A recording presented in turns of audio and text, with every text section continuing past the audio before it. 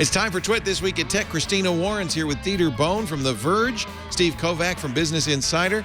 We will dissect the big week's announcements, both from Apple and Google. Take a look at some changes at Facebook, an apology from U2, and more. It's all coming up next on Twit. Netcasts you love. From people you trust. This is Twit. Bandwidth for This Week in Tech is provided by CacheFly at CacheFly.com. This is Twit This Week in Tech, episode 480, recorded October 19th, 2014. And Roid. This Week in Tech is brought to you by Casper, an online retailer of premium mattresses for a fraction of the price, because everyone deserves a great night's sleep. Get $50 off any mattress purchase by visiting casper.com/twit and using the promo code TWIT. And by NatureBox. NatureBox ships great tasting, wholesome snacks right to your door. Forget the vending machine and start snacking smarter with wholesome, delicious treats like baked cheddar potato sticks. To get your free NatureBox sampler box, go to naturebox.com/twit. That's naturebox.com/twit. And by Audible.com. Sign up for the Platinum plan and get 2 free books. Go to audible.com/twit2. And don't forget to follow Audible on Twitter. User ID audible_com. And by Squarespace, the all-in-one platform that makes it fast and easy to create your own professional website or online portfolio. For a free 2-week trial and 10% off, go to squarespace.com and use the offer code TWIT. It's time for This Week in Tech, a great show this week because we have a great panel. Saying hello to Christina Warren, joining us once again because we love her so much, from her apartment in Brooklyn. In Brooklyn, yes, sir. Beautiful downtown Brooklyn. Is there a downtown Brooklyn? There isn't a downtown. Yeah, there is. Yeah, there is. Yeah. Oh, I'm surrounded by New Yorkers. Steve Kovach is also here from Business Insider. You've been living in San Francisco for the last few months? Yep, going back next week, though. Can't wait, I can tell. Yeah. He's got a twinkle in his eye. I'm going to parachute out the plane. It's been great. So excited to be back. Also from The Verge, Dieter Bohn is here. Great to have you back, Dieter. Hello. You live in San Francisco. No, I live in New York. What are you doing here? It's here for Apple. You're visiting? Yeah. I'm just for the visiting. Apple event. All right, well, let's start with that. Yeah. Because that seemed like a very lame event to me. Were you in the audience? Yes, I was. And About half hour in, are you going, aren't you going to, you have nothing new to say?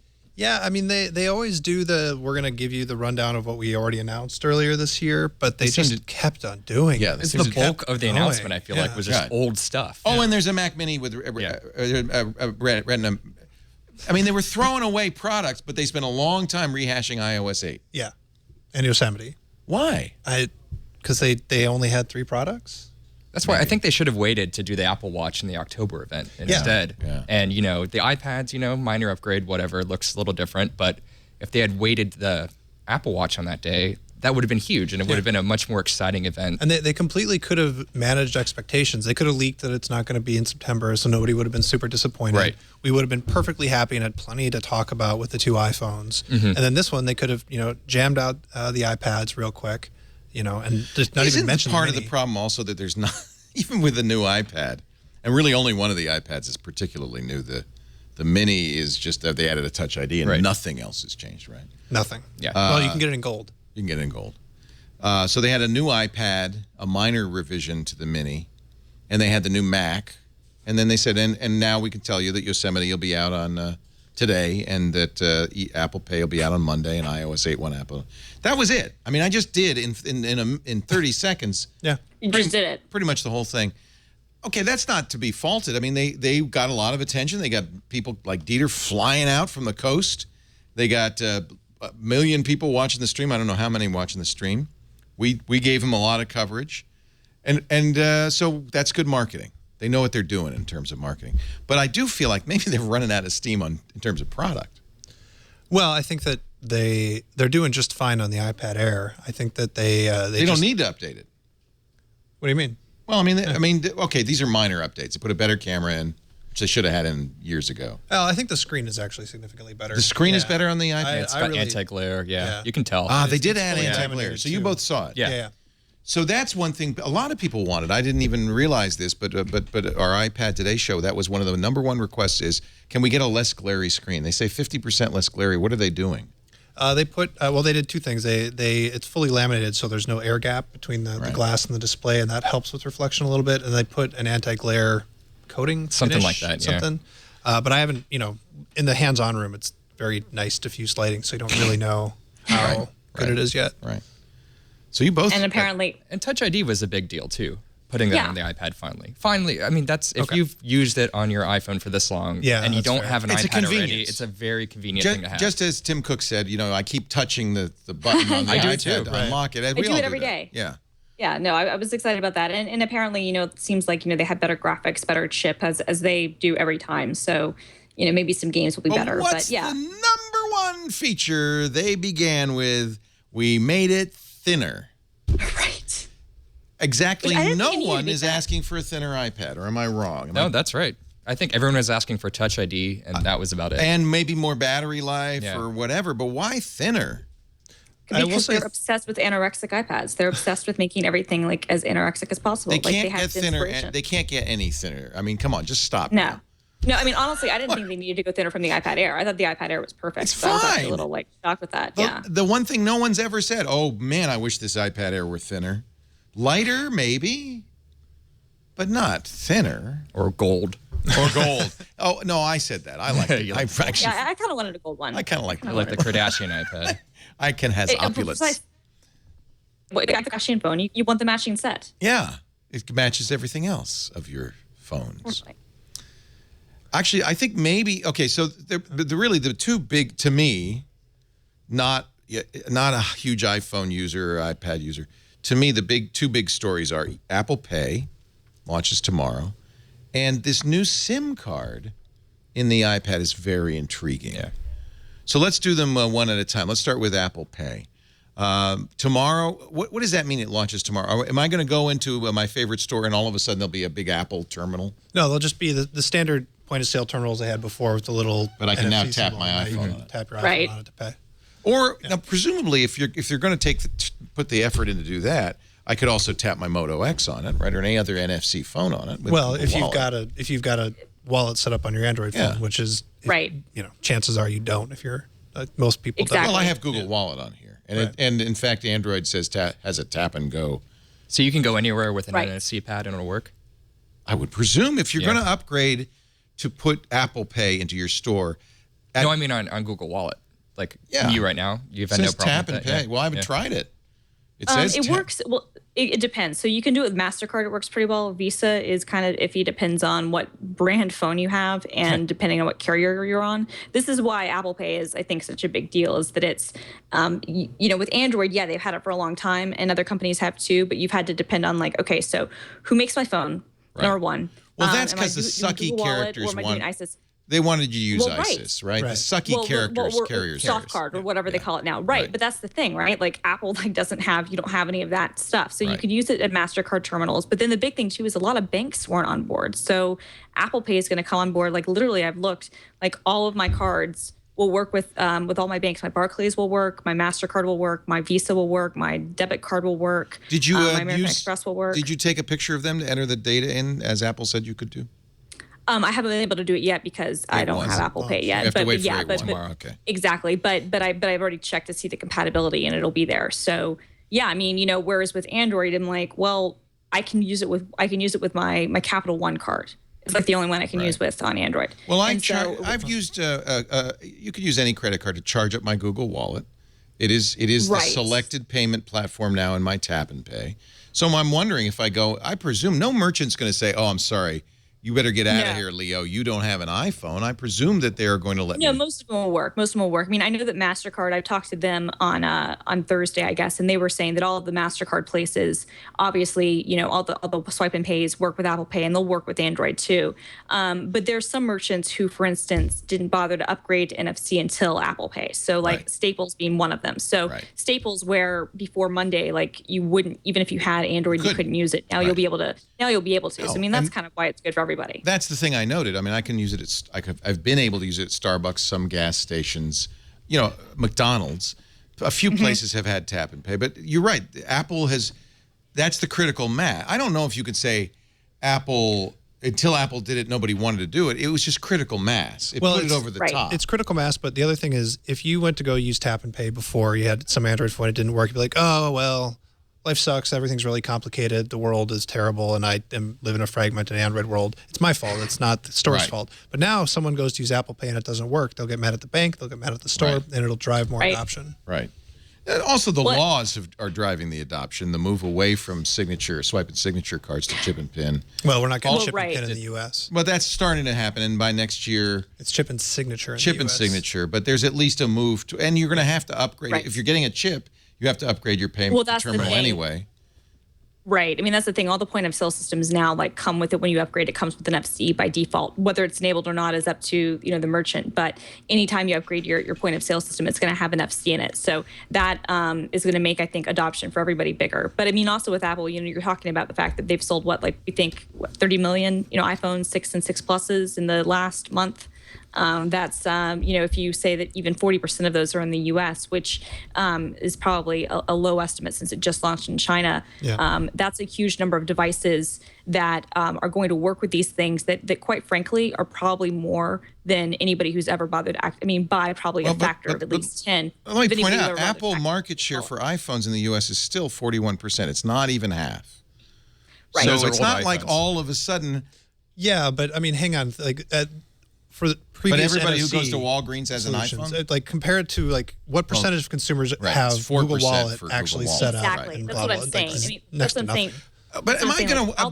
they're going to have more people than ever have had Google Wallet. I think people are getting the impression that starting tomorrow, everywhere I go, I'll be able to tap and pay. Is that the case? No, it's only with those NFC terminals. And then there are also these big retailers who are resistant to it. Best Buy is resistant to these this Apple Pay thing because they get a cut. Apple gets a cut. Right.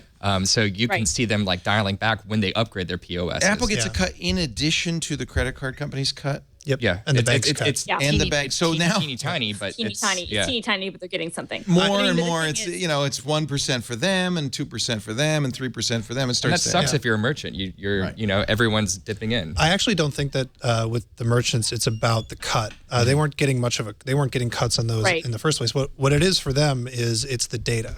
Is if you use Apple Pay, you can't track it as easily because it's a unique PIN and you won't know. And Apple can't track it either, by the way. Apple can't track it either. And so Best Buy would much rather you pay with something that they can profile you with. Precisely. Right. And Google was much more willing to let them track stuff. I mean, Google basically came out of their way and we were like, oh yeah, you can track everything. Yeah, we'll give you, what do you want to know? Anything you want to know. And that's not very comforting as a user of that, No, it's not. No, it's not. Well, so, but it's been the state of condition with credit cards as well. So this is something new. It's not like this is something we had a choice at any point up to now.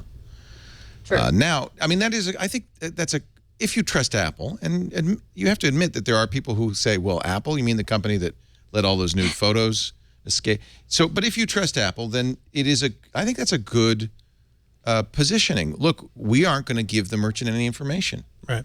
The bank has the information, by the way. Yep. Right. Well, that's the thing. And I mean, and the merchant can still try to track things that they have things like loyalty cards and other stuff, which you can do with Passbook and other things. So, I mean, there's still ways for merchants to track stuff. It's just not going to be as easy as it would be maybe with their typical methods. But I mean, I think, Best Buy dealers, right, they're resisting this, but I would put money on the fact that within 6 months, Best Buy will change their tune on this just because they're probably going to get so much feedback from consumers who are going to want to do this. That's good. That, to me, is the interesting question. Is there going to be a drumbeat? You've got to support Apple Pay, or is this just us saying we'd like it to be there? Is the normal consumer going to say, hey, I got an iPhone, why can't I pay with it? I think we're so used to hauling out the credit card that it's... Well, it's not going to be everywhere either. It's only those terminals with the NFC on them. And, they said 220,000 retailers or something like that are going to have it, but most won't. Most places you go, you still get... Until I can leave my wallet at home...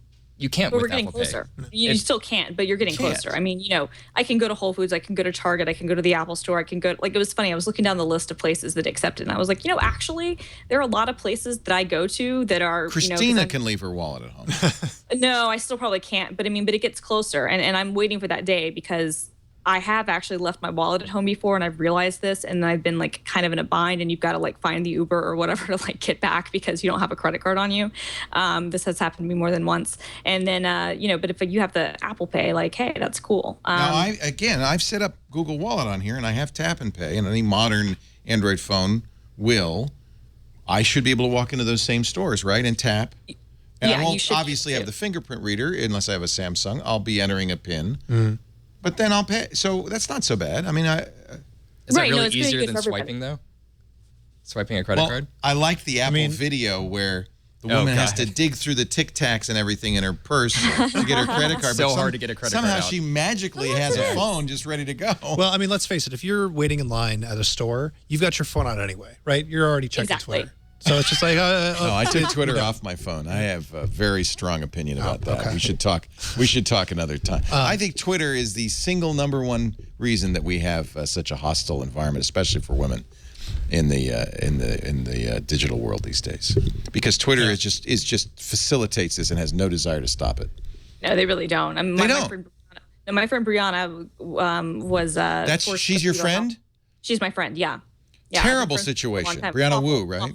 Yeah, Brianna Wu. Yeah, Space Cat Gal. She's fantastic, and that was awful. When I saw that, I was in Montreal when it was happening, and then when I came back and I saw it, I was just like, "Are you kidding me?" Of all people. But I loved the article she wrote for EXO. I was just going to say that was so good, and it was so right too. My husband, who didn't realize that we were friends, and he read it, and I was like, "Yeah, that's my girl Bri. She's a badass." And I was so glad she wrote that article because she's right. She's completely the wrong person. Like they picked the wrong person with her to kind of go up against because they don't care. Well, I know they don't care, but whoever they is, that's one guy. Right. But she's somebody who won't back down, which is what's, I mean, it's terrible what's happened, but she won't back down. And so let me ask you, she just to keep people up to date, she received death threats on Twitter, tweeted, "I'm out of here." She and her family left the home. Are they back in their home? I'm not sure. Has Twitter done anything to that guy?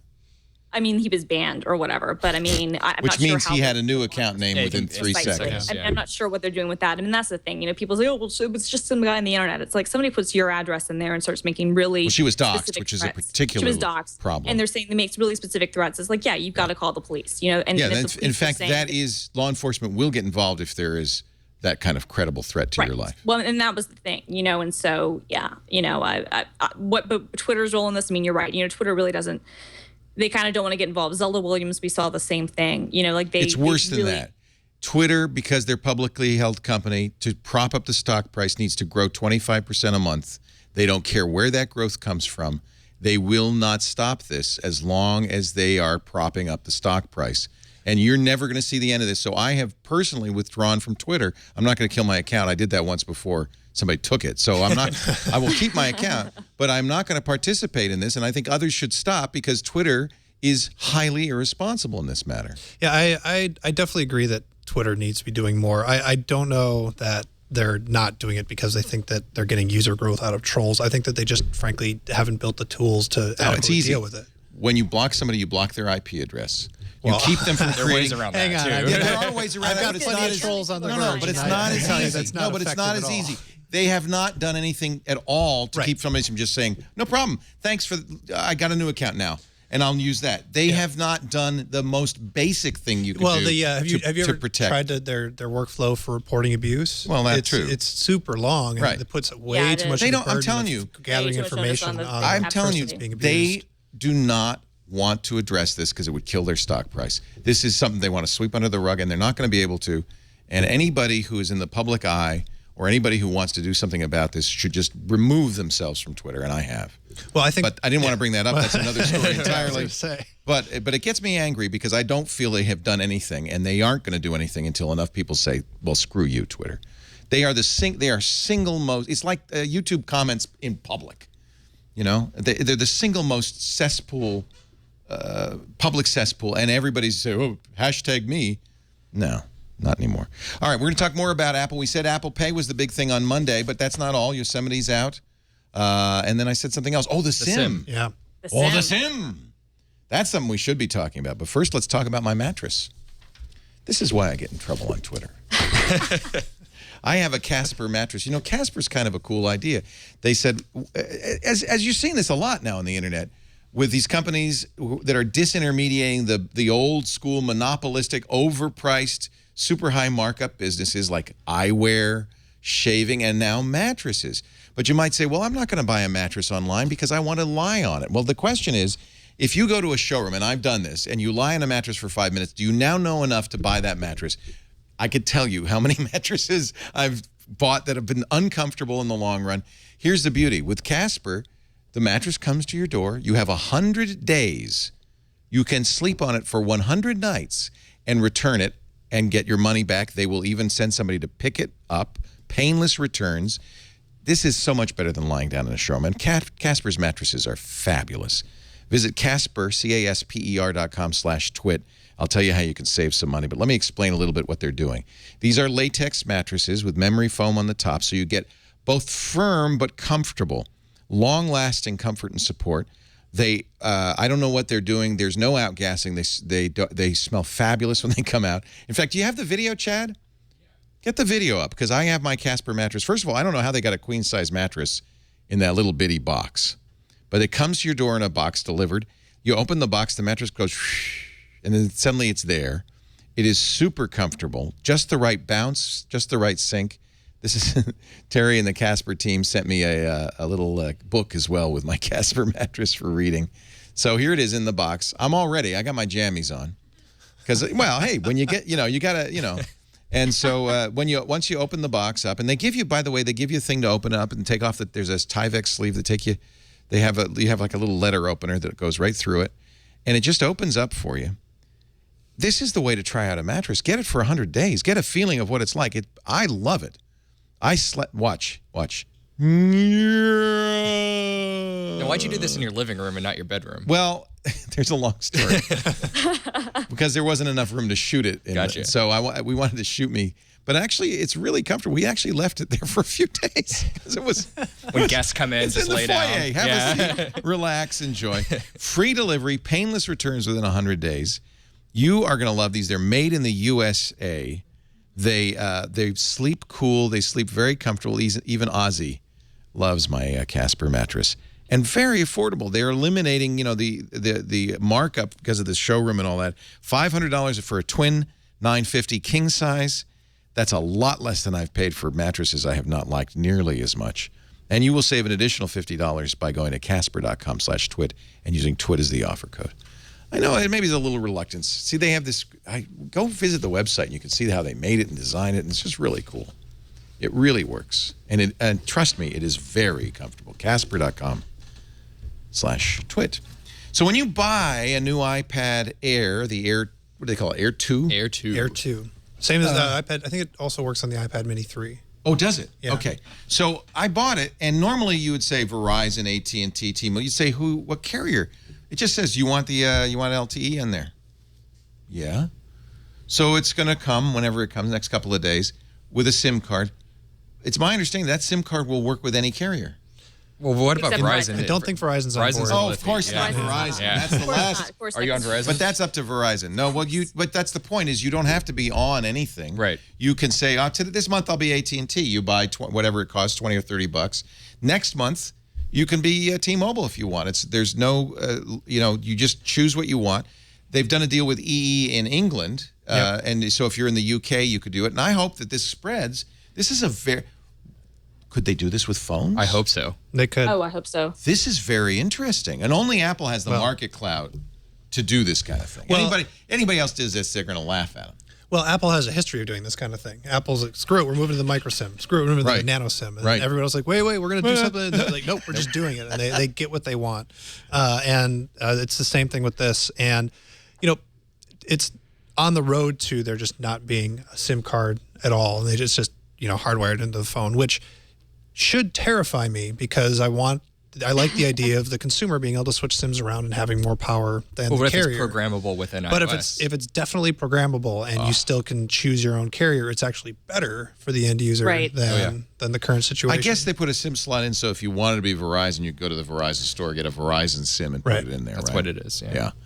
But I love this idea. I mean, and again, like Apple Pay, this is where Apple's clout in the marketplace can really make it better for consumers, I think, right? And it makes the carriers compete for you too, which lowers data prices and so forth. If I don't like you next month, I could go with somebody else. And that's great. It's terrible for carriers and good for us. So I'm okay with that. Wow. I bet John Legere is happy with it though. Like something tells me that the T-Mobile's probably like it's good for T-Mobile. He would probably be the one CEO who would be like totally ecstatic about this. Yeah, we're gonna see 8 more uncarrier plan shenanigans based on this thing. Exactly. He loves piggybacking on Apple. I mean, he does. Yeah. There is a cartoon here of John Legere of T-Mobile going, "Yay!" of the AT&T CEO, whoever the hell it is these days, going, "Oh, not again, Apple." Exactly. And of Verizon going, "Well, screw you. We're going our own way." Right, because Verizon's like, we're Verizon. We're Verizon. Sorry. But Verizon, because of its primarily because of New York, I think. They were Bell Atlantic. I mean, that's what they were. They own Manhattan and LA. Until Friday afternoon when it went down. That's true. But they also own LA. They've done very well in the metros. So much so that they are just everybody in LA and New York says, well, just Verizon's the best. Yeah. So they still have enough clout in the market to do that. T-Mobile obviously is thrilled. Anything that can pull business away from the other guys is good for T-Mobile. I'm shocked that Sprint was part of it because I would have figured that I guess they just figure that somebody somewhere might be tempted to go to Sprint. I don't know why anybody would choose that. But Sprint needs to do whatever it can right now. If Sprint's it's like going to the bank and getting a free checking account, and they give you a blanket. Like if you go sign up for a Sprint account, they'll give you a free cooler. You want a toaster? Anything. Yeah, toaster. I'll give you anything to do it.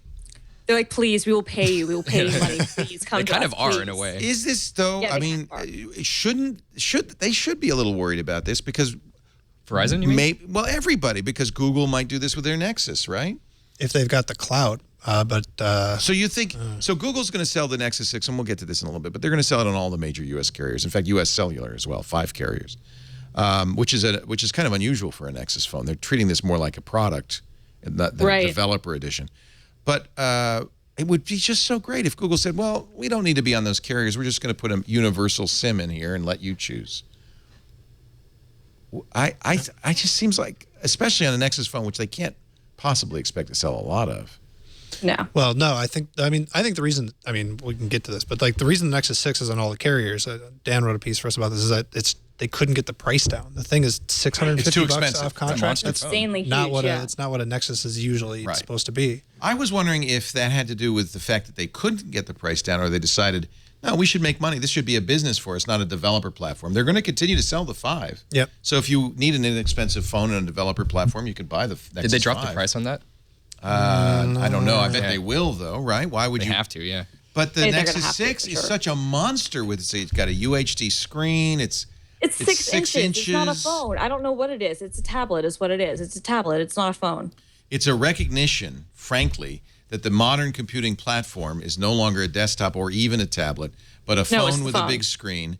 And the question is, how big should the screen be? If you don't use it as a phone, but you use it primarily as a computer, what's the right size? And I think the marketplace seems to think that the Galaxy Note and now the Shamu, appropriately named Killer Whale Nexus 6, should be 6 inches. I had a 1520, the Nokia 1520. I still have it. It just broke, but it's not too big. It's great. Are you kidding me? What do you have? How is it too big? Yeah. This is my main computer. He's got the 6 Plus. Was that too big for you, Christina? Are you kidding me? The 6 is too big for me, but the 6 Plus, I mean, I have the 6. How tall are you, Christina? Are you small? Christina's short. I'm 5'5". No, but I'm very petite. No, but I'm very petite. Like my wrist size is like I have childlike wrists. Like people see the 6 in my hand and they think it's the 6 Plus. Like that, more than one person has thought that I had the 6 Plus. So I think people who say, no, I just have the 6. So normal size people who don't have childlike hands, fine. But people who say it's too big are smaller people. But bigger people think as big. Well, the real answer is as big as you can stand. Yeah. Right. Well, and so that's funny. I got the 6, and I wish I got the 6 Plus because I didn't think I could stand that. And then having used other people's and played around with it, between 2 of them, and I always land on this one. I haven't touched my iPad. I'm the since other way around. Using this. Yeah. Well, I agree with you on that. I think it's bad news for the iPad. It's definitely bad news. But I like the 6. I like the doubt. smaller one, frankly. No, see, that this feels is like the 6 clown in my shoes. hand. It's great. It's floppy. The battery life is so good. Well, the battery life's great on the 6. it's all right. It's all right. Okay, it's fine. It's a day. It's fine. It's a day. It's a day. It's a day. What you're going to charge it every night no matter what. Even if it's a day and a half, are you going to not charge it the night before? No, but then I'm not freaking out at night if I go out after work or something that I'm going to have to ask a bartender to charge my phone for me or something. You need to that's why you travel with a Mophie. No. Mophie is terrible. Just get the 6 Plus. No, I travel with battery packs. I'm not even joking. Like, I travel with battery packs in my purse. That's because you have a purse. Well, this is true. And people are like, oh, well, you could get the 6 Plus. It'll fit in your purse. I'm like, yeah, but it won't fit in my clutch. I can't wait for That's a big distinction. The Nexus 6 is my Nexus phone. Well, I cannot wait. The Nexus 6 might be my tablet because I like the iPad Mini. And the new iPad Mini is such a huge disappointment that I'm thinking that I'll get a Nexus 6 and make it my tablet. Exactly. Which is insane, but... Not insane. It's right. There's only one answer to this, so... Well, that's my answer. It's always the right answer, as everyone knows. All right. Well, we might as well finish up Apple since we got on this, and then we'll move on to Google. Retina iMac.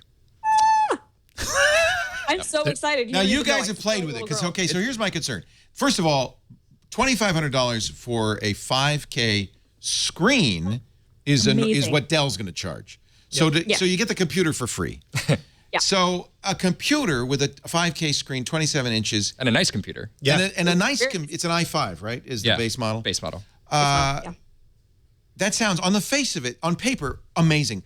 I'm very concerned that it will not keep up with the screen that they have. So you guys saw it. It looks great, I'm sure. It's gorgeous. Yeah. On the still picture, fabulous. Did you try computing? Just a little. I mean, they were. I mean, it was the demos, so of course they were going to be perfect. See, I want to get it at home and run a browser. I want to put the Verge on it, which is my, by the way, acid test. Well, we're way easier on your browser than we used to be. Oh, so that's terrible. I'm sorry. You screwed me over. Yeah, you don't have as many pictures on there. You got text. Since we went responsive, it's a much later page. I'm sorry. I'll have to find a new heavy page. But it used to be, in fact, this is how I would test Chromebooks. If I could load the Verge up and scroll up and down without hesitation, that's a fast system. I want to see that kind of, it's working well. Yeah, it's really fast, You guys screwed me. I have to find a new heavy web page. But that's what we need to do is see it. So I'm holding off on this. But if it's fast... If it's responsive, I'm going to sell my Mac Pro. Marco Arment at marco.org said the same thing. He said, "This I feel Apple's almost screwed me because for less than a Mac Pro, I'm getting a better screen. You don't need a Thunderbolt display. I don't need all that. You're getting a better screen than the Mac Pro might even be able to drive, period. The Mac Pro cannot drive it because Thunderbolt 2 is not exactly. So this is a very. I have a 4K display. I have the Asus 4K display on my Mac Pro. It's a good display. It's a great display. It tears a lot because it's doing that. It's doing the dual thing MST. Yeah, MST. So it does two screens side by side, and I mean it's not perfect, but it's okay. But this should be better. No, this is what I'm excited about, and it's interesting because when the first 27-inch iMac came out 5 years ago, they did the same thing where it was basically the same price as what Dell was selling that screen for, and you got the whole computer, and that was why I bought that iMac, and I got like a fully tricked out one, and that's probably why I'm going to get a fully tricked out, 5K iMac. As Marco also points out, that because it has the new top of the line i7 with a 4 gigahertz processor, it's the fastest single core processor in the Intel line, much faster than the 3.2 gigahertz on the Mac Pro for single core. If you're doing rendering, if you're doing OpenCL, there's certain high-end things that a Mac Pro might still be better for. The Xeon is pretty old now in that Mac Pro. But for most people, including a lot of, photo types, and this is the iMac is the way to go. Yeah. No, gun. Yeah. Typically the first generation of like Retina Macs, you kind of want to shy away from. But remember with the iPad 3 was a little sluggish because it's a lot of pixels. It was pretty terrible. Yeah. But I mean, I think that's why they spent so long talking about the T-Con. The T-Con timing controller chip. Crying out loud. Look, man, they were so excited about that. So that's so that you could go 60 hertz, right, without doing this MLS stuff. I think so. We don't really know. I don't know. I have no idea. It looked cool in the video. I am more optimistic than I usually am with the first generation Retina product. That it is worth getting because it seemed fast when we looked at it, and it's the most amazing screen I've ever seen. Right when I took this great photo of Tim Cook, like right as he's like describing it, and he's surrounded by press, and the look on his face is like, "Don't you just want it?" And it's like, right, it's just like it just draws you in, and it's gonna be great. I don't think for normal folks, like, just who look at Facebook all day or something, should not buy this. But if you're a photo or video editor, oh my God. My buddy's a professional photographer, and I would think that's the market. Yeah, that's the market for this. Now, see, what I want to know is, does this mean that we're going to finally see some 4K content or things like that come to iTunes? Because now they've got, this stuff coming, like, are we going to see that push the 4K content sort of thing further? Or are we still going to be stuck with, like, 1080p stuff for iTunes? For you guys who live in small apartments in New York, by the way, I want to point out you can get a Visa mount for this new iMac. You can put it on the wall. That could be your TV. Oh yeah, no, we did that with our 27-inch iMac actually. Yeah. To save space and got the wireless Bluetooth stuff set up. But yeah, it's great for that. Can I just point out that nobody else in the past 5 years has managed to make desktop computing be anything other than like just insanely horribly boring, except for Apple. Like the idea that we're excited about desktop computers in 2014 is kind of shocking. Well, but what's interesting, I don't think we're excited about the desktop computer. We're excited about the screen. It's just a screen. It has nothing to do with the computer. It's still Yosemite. Right. It's a screen that has an awesome computer in it. I mean, that's the whole thing, right? Like it can't do anything this thing can't do. It can't. No, but I think Dieter's right. It's kind of like the whole thing. But the fact that we're excited about it at all, I mean, the fact that I think for me that was the most exciting part of the entire announcement was the new iMac. Yeah. I ran right to that at the demo area. I was like, forget the iPads. I went right to the iMac, and it was awesome. Yeah, that's the photo I took. Yeah. Tim has been on a giddy high for 2 months now. I don't think Tim has actually touched around. I'm so proud of that photo. That's a great amazing. picture. That's such a good photo. Who's that with the iPhone 6? That's Vincent Wynn from Slash Gear. Yeah. From Slash Gear, yeah. And there's a photo of me on the other side of that was in Wired on Friday, where I'm just like bored while Tim is talking, looking at my Twitter. So I was looking at Twitter. I was actually tweeting that photo of Tim at the time. That's a lot. That photo was taken. Yeah. I came up about a minute after that. I took a photo of him, and I can't use it because Jason Snell was in the background, and he didn't realize I was taking the photo, and he was like, I feel so really bad. He photobombed you. Yeah, he photobombed me. I'd use it. Well, it was funny because I'm a nice guy. I once published a photo of Steve Ballmer where they called it the Mega Man photo because I had to get the picture up really quick, and he looked really funny. And I've been getting crap from Microsoft about it ever since. See the power you wield, dude. Yeah.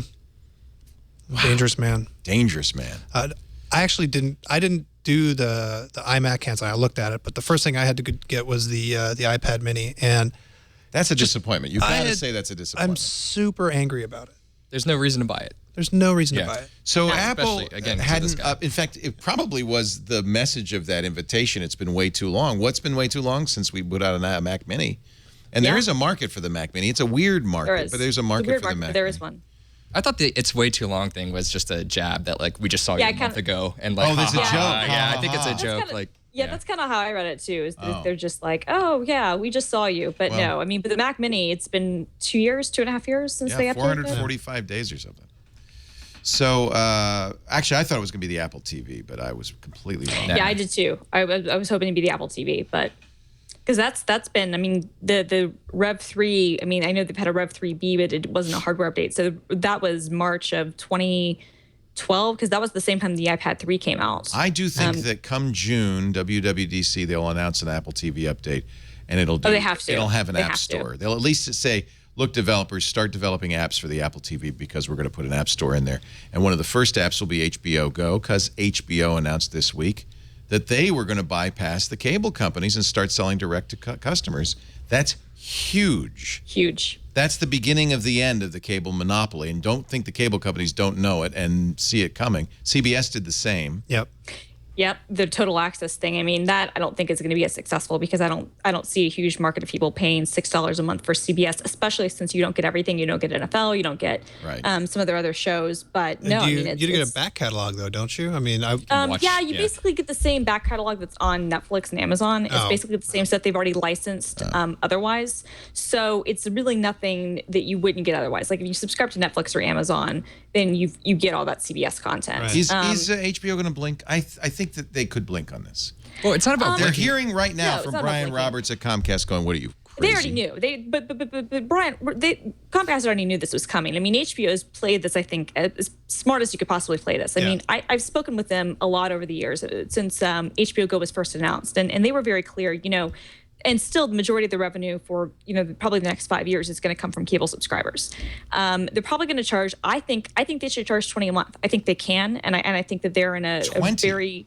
You think 20? Wow. Well, that's assuming it's HBO Go, which it might not be. It might be like a watered down HBO Go. HBO Go currently is everything. Everything, right? and you can watch it nearly live. Like when the new episode of Game of Thrones comes on, you can pretty much watch it. They could do HBO Go. They could do HBO, but like they'd like take out the movies, so they wouldn't have to pay the licensing on that. Or something like that. Yeah. Or who wants the movies? Nobody wants the movies on it's HBO. a show. The series, but I really don't comedy think they're specials and sports. I don't think they're going to do that at all. I think they're going to do the exact same thing, because if you're an HBO direct subscriber, then why would it be any different than HBO Go? If if they had to split it into two offerings, they could, where maybe you have to log into two different apps, but I don't think they'll do that. And the thing is, they've been so smart about this. They introduced HBO Go, and they basically said, we're going to give up our home video business, which was profitable, but wasn't a huge driver, but we're going to give up anybody buying our stuff on DVD, and we're going to do that so that we can keep subscribers longer, so that we don't have the attrition rate that we normally have. Because usually what happens, and Netflix sees this too, we saw this with their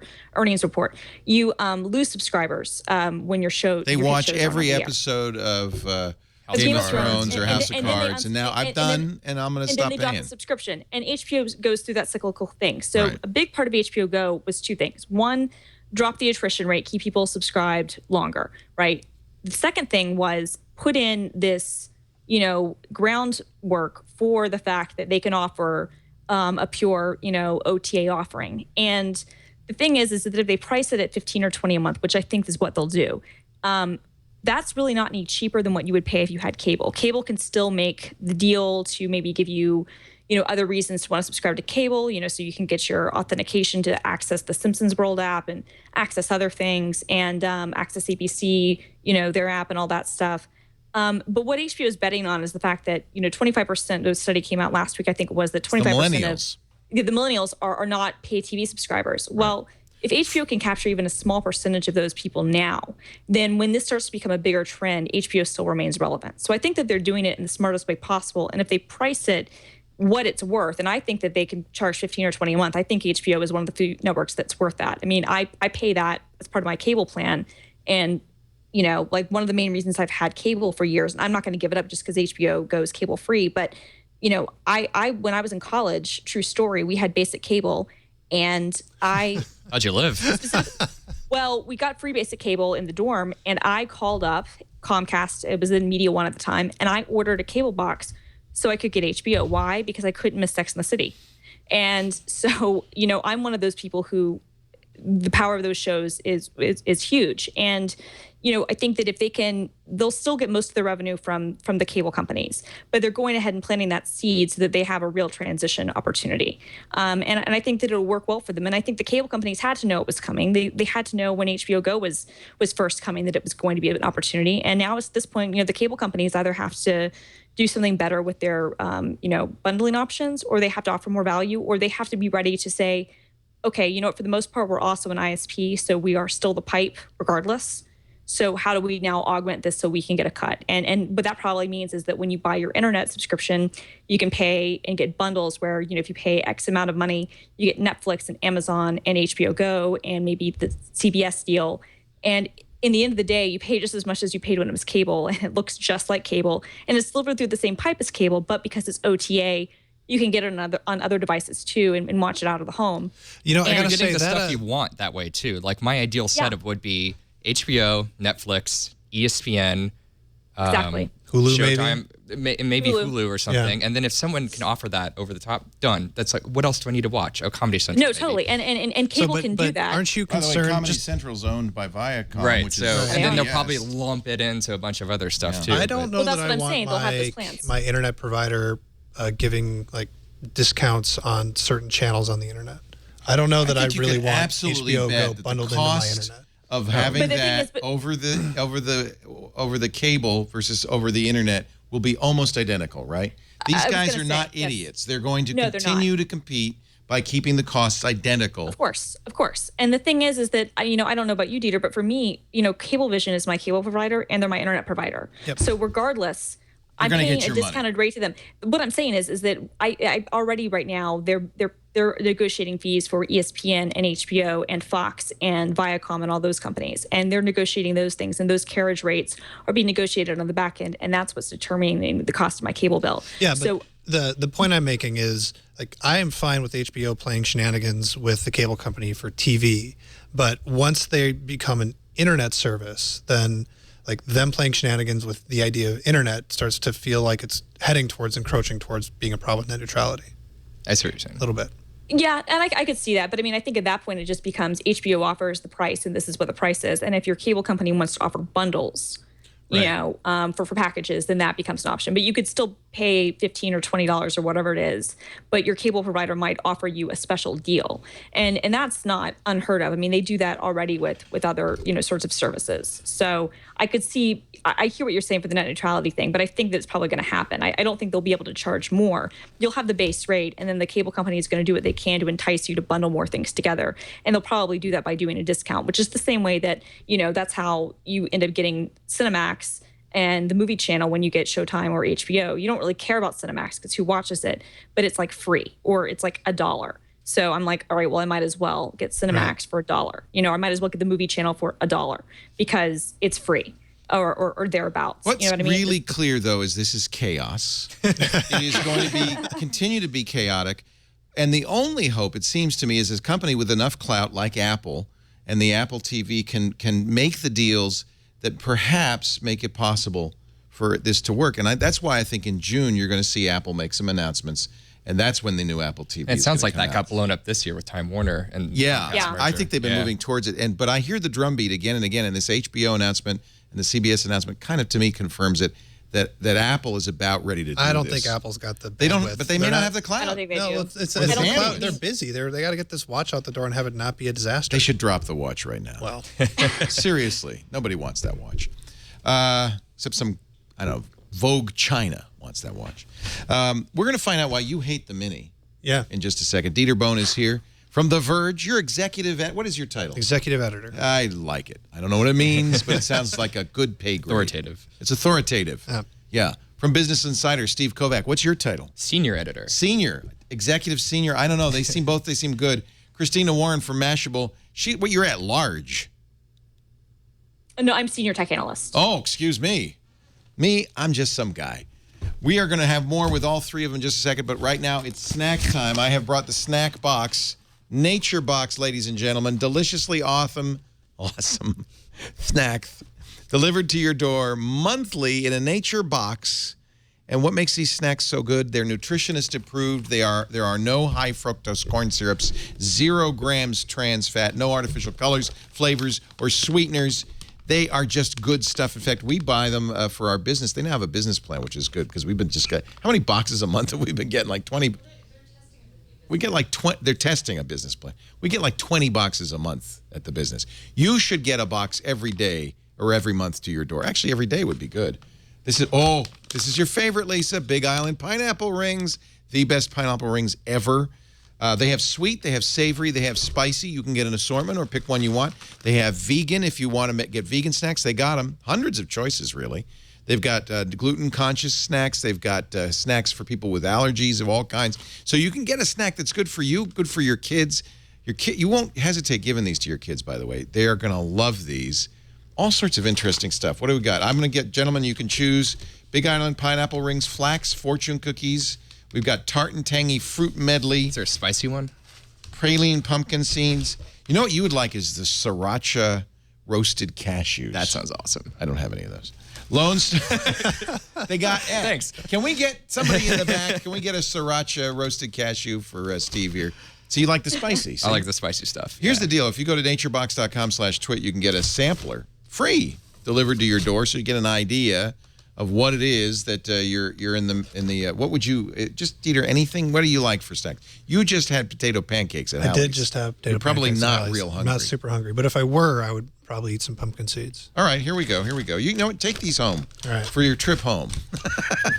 Those are praline pumpkin seeds, which is better than everyday pumpkin seeds. Naturebox.com/twit. This is our most popular sponsor with all of our hosts. Yeah, free food. Free food. Christina, have we sent you a Nature Box yet? You have not, but I would love one. You will get one. We will arrange to get one for Christina. She's been on like 80 of our shows in the last 2 weeks, so we got to send her something. Snacks would be good. I could send you this new UV light. This is creepy. I think I want one of those. $16. It will reveal dog and cat urine stains in their carpet. And probably other stains, too. Oh, perfect for hotel room inspection applications. You know what I mean? That's what it says on here. See bed bugs before they get you. Reveal rodent contamination. Hunt scorpions. What? Are they glow in the dark or Scorpions something, glow. Oh, my God. Oh my God. Finally, I can hunt scorpions. And you can tell if somebody's got dental work because it doesn't turn white. Look at that. All my own. See? Anyway, we're not selling that, but we oughta. That is awesome. All right, why are you mad, Dieter Bohn, about the Mac Mini? What's mad about it? So the Mac, you can't upgrade the RAM. The RAM is soldered in. And it used to be that you could, screw the bottom off and you could access everything in it. Now they put tamper-proof screws on it, so if you go to upgrade your hard drive, you void your warranty. Wow. They did this because they wanted a $499 computer, right? I guess. I don't know. They did it because it's simpler to sell, I guess. Like, do you think making it non-replaceable brings the cost down because it's soldered on, so it's cheaper to manufacture? Is that what you're thinking?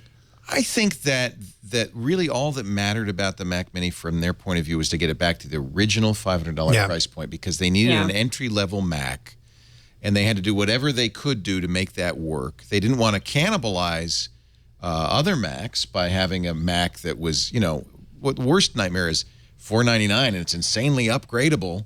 Right. You don't want that. Nice. So you want to make a Mac that people will buy who are very price conscious, but you don't want it to cannibalize existing sales. I think it fills a price point. It's good to have a $499 Macintosh. You don't get a keyboard, you don't get a mouse, you don't get a monitor.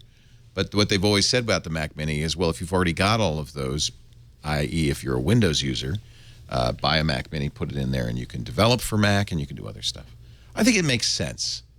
But I agree, it's not... I just think at that price point, it's a sort of computer where you buy it and you're like, oh, well, I'll just get the cheap one now and I can upgrade it later because, I'd only got $500 to spend. Right. It just seems like they change it just to lock it down, and that's kind of offensive to me. I'm with you, but it's weird though because at this point it's only the iMac that really and the Mac Pro that let you upgrade because everything else is soldered in. I mean, you can get third-party hard drives. OWC has done a pretty good job of keeping up with the various SSDs. They come up with the custom ones. I don't think they have it for the Mac Book Air, the 2013 or the 2014 yet, but they do those. But I mean, basically they've soldered everything in, and it's kind of sad because. I mean, it's such an Apple thing to do, but that has kind of historically been a great thing about the Macs, at least, is even though, you can't do tons of upgrades, you could at least upgrade your RAM, you could at least upgrade your hard drive. And now, even the Mac Mini, you can't do that. So, yeah, I mean, it is a problem. If you've got $500, you've got to keep in mind, okay, what I buy now is what I'm stuck with. And if I want to get, more RAM later on, I'm screwed. So, you kind of have to tell people, okay, probably buy as much RAM as you can afford when you're buying it because you're never going to be able to do it again. Well, on the bright side, they're not charging quite as much as they used to for RAM upgrades, I don't think. Right. I'm looking right now. No. They're significantly cheaper, so that's at least better. But it's $100. I mean, the other Mini I'm disappointed is the iPad Mini. I want the smaller tablet, and there's no reason to get the new one at all. There's no reason. I wrote this thing actually last week called the iPad Mini is the new iPod Touch, and it was kind of my view of that after the iPhone 6 Plus, how they were probably going to position the Mini. And that's kind of what I think they're doing is they're saying, the iPad Air is going to be our hero device. That's what we really want to push people towards. And the iPad Mini is increasingly becoming less important. Yeah. But to your point, it's such a 180 from what they did last year where they had the iPad Air and the iPad Mini, the same specs. And now, basically you can get a great deal on last year's iPad Mini. I think that's actually now a really great value as a tablet. So they're still selling that? Yeah, they're still selling it. It's $100 And the original less. iPad Mini. Yeah. The original iPad Mini is $250. $250. $250. Which is You can get an iPad incredible. now It's for not Retina. It's not Retina. No. But you get an iPad for $250 They do that for now. education? They do it For because cheapos. it's cheap. Yeah, I mean, the whole They do deal it 'cause with they the have to have iPad a Mini tablet. was Because they have 1,000 of them in the store, in the warehouse. everybody was. Well, if you remember when the Amazon, iPad Mini, Google. when the iPad Mini first came out, people were like, oh, Apple's got to make a cheap tablet. Apple's got to make a cheap tablet. Everybody figured they had to do it, and then they released the thing, and it wasn't cheap at all. And it was, what are you doing? And they're now finally playing in that cheap tablet space at $250, but then they've got this high-end one at $500, $400? Starts at $499. $499, $499. That is a completely terrible deal compared to last year's model, which is like a pretty good deal. Right. Yeah. You know what Apple's never going to do again? Force you to download a U2 album. The band was on Facebook. Can you please never release an album on iTunes that automatically downloads to people's playlists ever again? It's really rude. Bono has the response here. Oops. I'm sorry about that. I had this beautiful idea. Mona got carried away with ourselves. He's very humble. This is a Just great so prone apology. to that kind of thing. Drop of megalomania, touch of generosity, a dash of self-promotion, and Are they sitting back to back? these songs. It's the very weird thing. They did this really video weird. on YouTube where they go around and around. Anyway, you know what? Credit to Bono. That's actually a pretty good apology. Something Apple never did, even though they did release a tool to remove the album. Yeah. Which I did immediately, by the way. I like U2. I thought that was beautiful, what Bono said. I thought it was a little spammy to push it out. By the way, they said we were going to be working together. U2 said we're going to be working together with Apple for lots of cool stuff over the next couple of years. Innovations that will transform the way music is listened to and viewed. It's pretty easy to be magnanimous when you got 26 million downloads. 26 million. How many of those were inadvertent? Well, Good amount, I'm sure. U2. When was the last time U2 had a good album? Like 20 years ago? Oh, man, you guys are cold. No. Elevation was a decent album in 2000. No. Beautiful Day. Come on, Beautiful Day is a good song. Don't hate. Vertigo. I'm gonna Come hate. on. Yeah, that's what I'm saying. That was like 2000. So we're talking like 15 years, but still. You guys are so cold. It's dad rock. But I do wonder. So Dad rock. Guess what? It is dad. So really, the young people think U2 is dad rock. Yeah, totally. of course. Oh, completely. Yeah. Now, do we think? No, Dieter, do we think that if WebOS had done this, because U2 like owned Palm, do you think that like that could have like saved WebOS? Yeah. You would be the right person to ask. Completely. I would. Are you a This WebOS would have saved fanatic? Palm. Yeah, You secret harbor a secret desire? I founded Precentral.net. I know, loved I the know. pre. Yeah. I loved the pre, and I loved WebOS. And what happened? LG, was it LG that killed it? Well, I mean, it was HP, HP. that killed it. HP killed it, but LG bought it for their TVs. LG bought what was left of it and made TVs It was open with source, wasn't it? No, I No, think they well, bought it. part of it was open Part of sourced, it. and Okay. and then they bought the rest of the team of the part that wasn't open sourced. But now the guys that went the last vestiges of LG, the two quit. designers, they quit. They're now at Pebble. And at the same time, there's a rumor that LG is making a WebOS smartwatch, which is hilarious. You can't. Yeah, really, that'll be good. You can't deny, though, the impact of WebOS with cards. Look at the new Android Lollipop. I mean, they're at WebOS. Even was- iOS a little bit. Yeah, iOS. Oh, totally. Absolutely. So, you know what? You It's like- really don't want to open this box. You and get me talking haven't. about No, WebOS. I'm telling you, you haven't has been in the thoughts. business long enough if you hadn't had your heart broken at least once Okay. by a superior technology that never made it. Right. Well, BOS.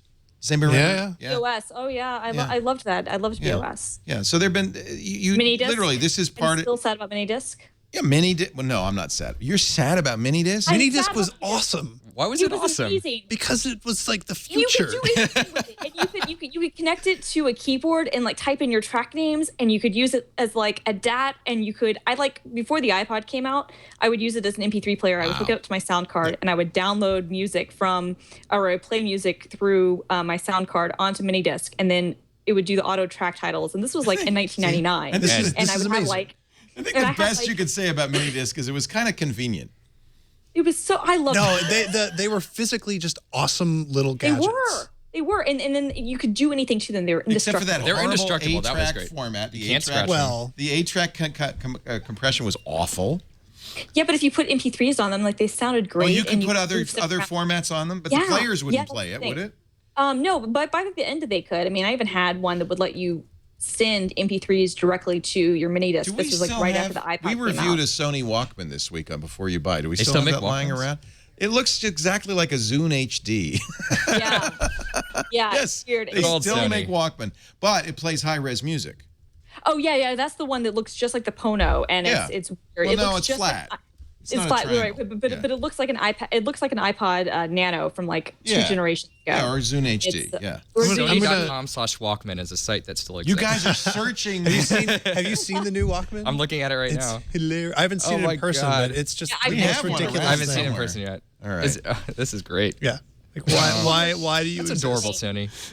It's like they just had parts lying in a closet someplace. They don't easily let go of old technologies. I mean, remember that they kept that mini disc alive for. There it is. That silver thing. That's it. Yeah. Top They meant to release that 10 years ago and forgot. It's $300. $300. For 64 gigs. It's $300. insane. And when I saw that price, I was at their launch. Is it just because it's high was res? there. Yeah. Yes. And Tony Bennett was there. They're talking about all this stuff, and I couldn't stop laughing. By the way- and the Sony people were so kind, but I couldn't stop laughing. You put high-res FLAC files on there, you get about 10 albums, and you're done. Exactly. And it's $300. I'm like, are you kidding me, Sony? Like, really? 1,000 songs in your pocket. All right. Let's do the. There's one more story, which is a sweet story, and I'm just going to report it so you can go read it. New York Times had the story today about the autistic kid. This is great. I think it's written by his mother, right? The autistic kid who basically 13-year-old fell in love, became friends with Siri, and would go on for hours talking back and forth to Siri. It's a very sweet story. And, I mean, there's not much to say about it. There's no news. It's probably not a prescription for autistic kids, but still, it's kind of a sweet. If you haven't read it, you need to read it. Yeah. It's heartwarming. It's great. Yeah. Kid loves his Siri. I bet you they make a movie. It's kind of like Her. I was going to say, I thought they did. I thought that was called Her. Yeah. They made a reference to Her. It's not quite like that, though. No. Yeah. No, it's not. No. Last night, as he was going to bed, there was this matter-of-fact exchange. Gus, the 13-year-old, Siri, will you marry me? Siri, I'm not the marrying kind. I mean, not now. I'm a kid. I mean, when I'm grown up. My end-user agreement does not include marriage. Oh, okay. Gus didn't sound too disappointed. This was useful information to have. And for me, too, since it was the first time I knew he actually thought about marriage. He turned over to go to sleep. Good night, Siri. Will you sleep well tonight? I don't need much sleep, but it's nice of you to ask. Somebody designed some heart into Siri. I think that's pretty amazing. Finally, something useful. Something you can do with Siri. All right, we have Google announcements to talk about as well. Yeah. Oh, yes. There's a big week for Google. Google did its announcements the day before the Apple event, but I don't think they took the wind out of Apple's sails. No. Do you think they wanted to? They tried. They did their They best. I don't know that they totally failed. I think that I saw more reader engagement off of Google stuff Same. than I did off Did Apple you? stuff. Yeah. And you too. Compared to the iPad event was a snooze. This was actually interesting. Google's I new kind of smartphone. agree, yeah. Our readers were way more into it. Very interesting. Very interesting. If traffic is any indication, more Moto X's will be sold than iPad Air. Yeah. Like Apple I'm got serious. beat by a Google blog post. Yeah. It's nuts. But can autistic kids fall in love with Moto X? No. No. No. It's very Google now doesn't talk back to you. You know what they did, though? They did a really not like that, annoying though. thing. Does Wake with up. the Moto Hint. Listen to this. Yeah, I have a hint. It's not. It's no Scarlett Johansson. Well, Wake up, Moto X. How old is Scarlett Johansson?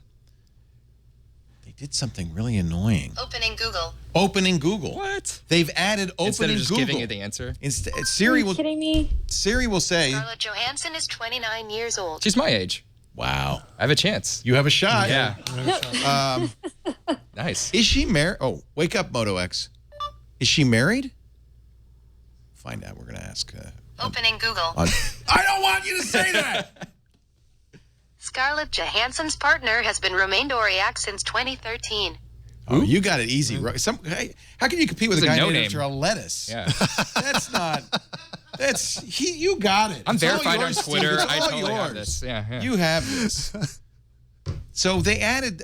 I mean, this is a minor pet peeve, but they did an update this week that added opening Google to everything.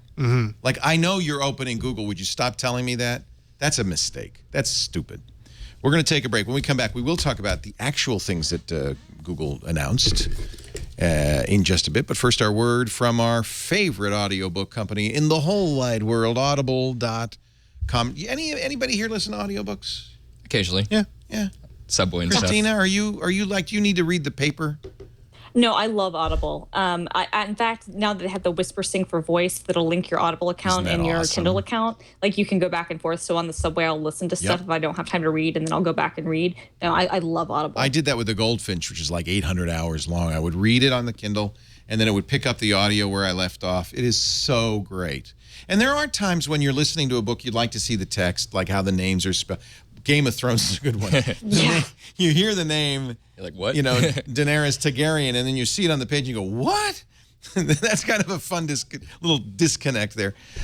Audible has 150,000 titles.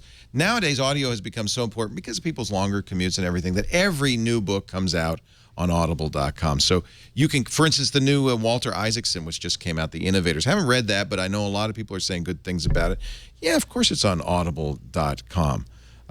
There are so many great books, fiction, nonfiction, books about our business, our industry, books of science fiction. I'm a big science fiction buff, and Audible has, in fact, Audible has such a commitment to science fiction, they went back and they've started recording the classic science fiction, which was, of course, never put out on audiobooks. Their Audible Frontiers now has hundreds of titles, including the great stuff from Heinlein and Asimov, stuff that was never recorded. I am a big fan. If you have not tried Audible, we understand. Maybe you're thinking, I don't know, is this for me? Oh, look, Tim Curry and Alan Cumming, dramatized version of Dracula. Simon Vance, Catherine Kell. Oh, this would be awesome. Cool. 15 hours. I didn't realize the original Dracula was that long. This is Bram Stoker's novel, dramatized. They do this a lot, which is wonderful. They've done it with Neil Gaiman stuff. I think it was Neverwhere. They did such a great dramatization. So, look, there's going to be plenty of choices here. I invite you to go to audible.com, browse around. When you're ready, when you find 2 books, I want you to pick 2 books.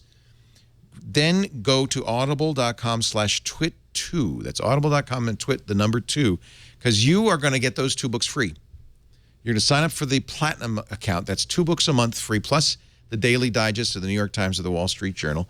Really great stuff. If you're driving to work or you're at the gym on the treadmill, there's nothing more boring than the treadmill, but the Audible makes it, you know, fun. In fact, it goes by like that because you want to, it's a page turner. You want to hear the next thing. Audible.com/twit2. The Platinum account, first 30 days are free. That means your first 2 books are free.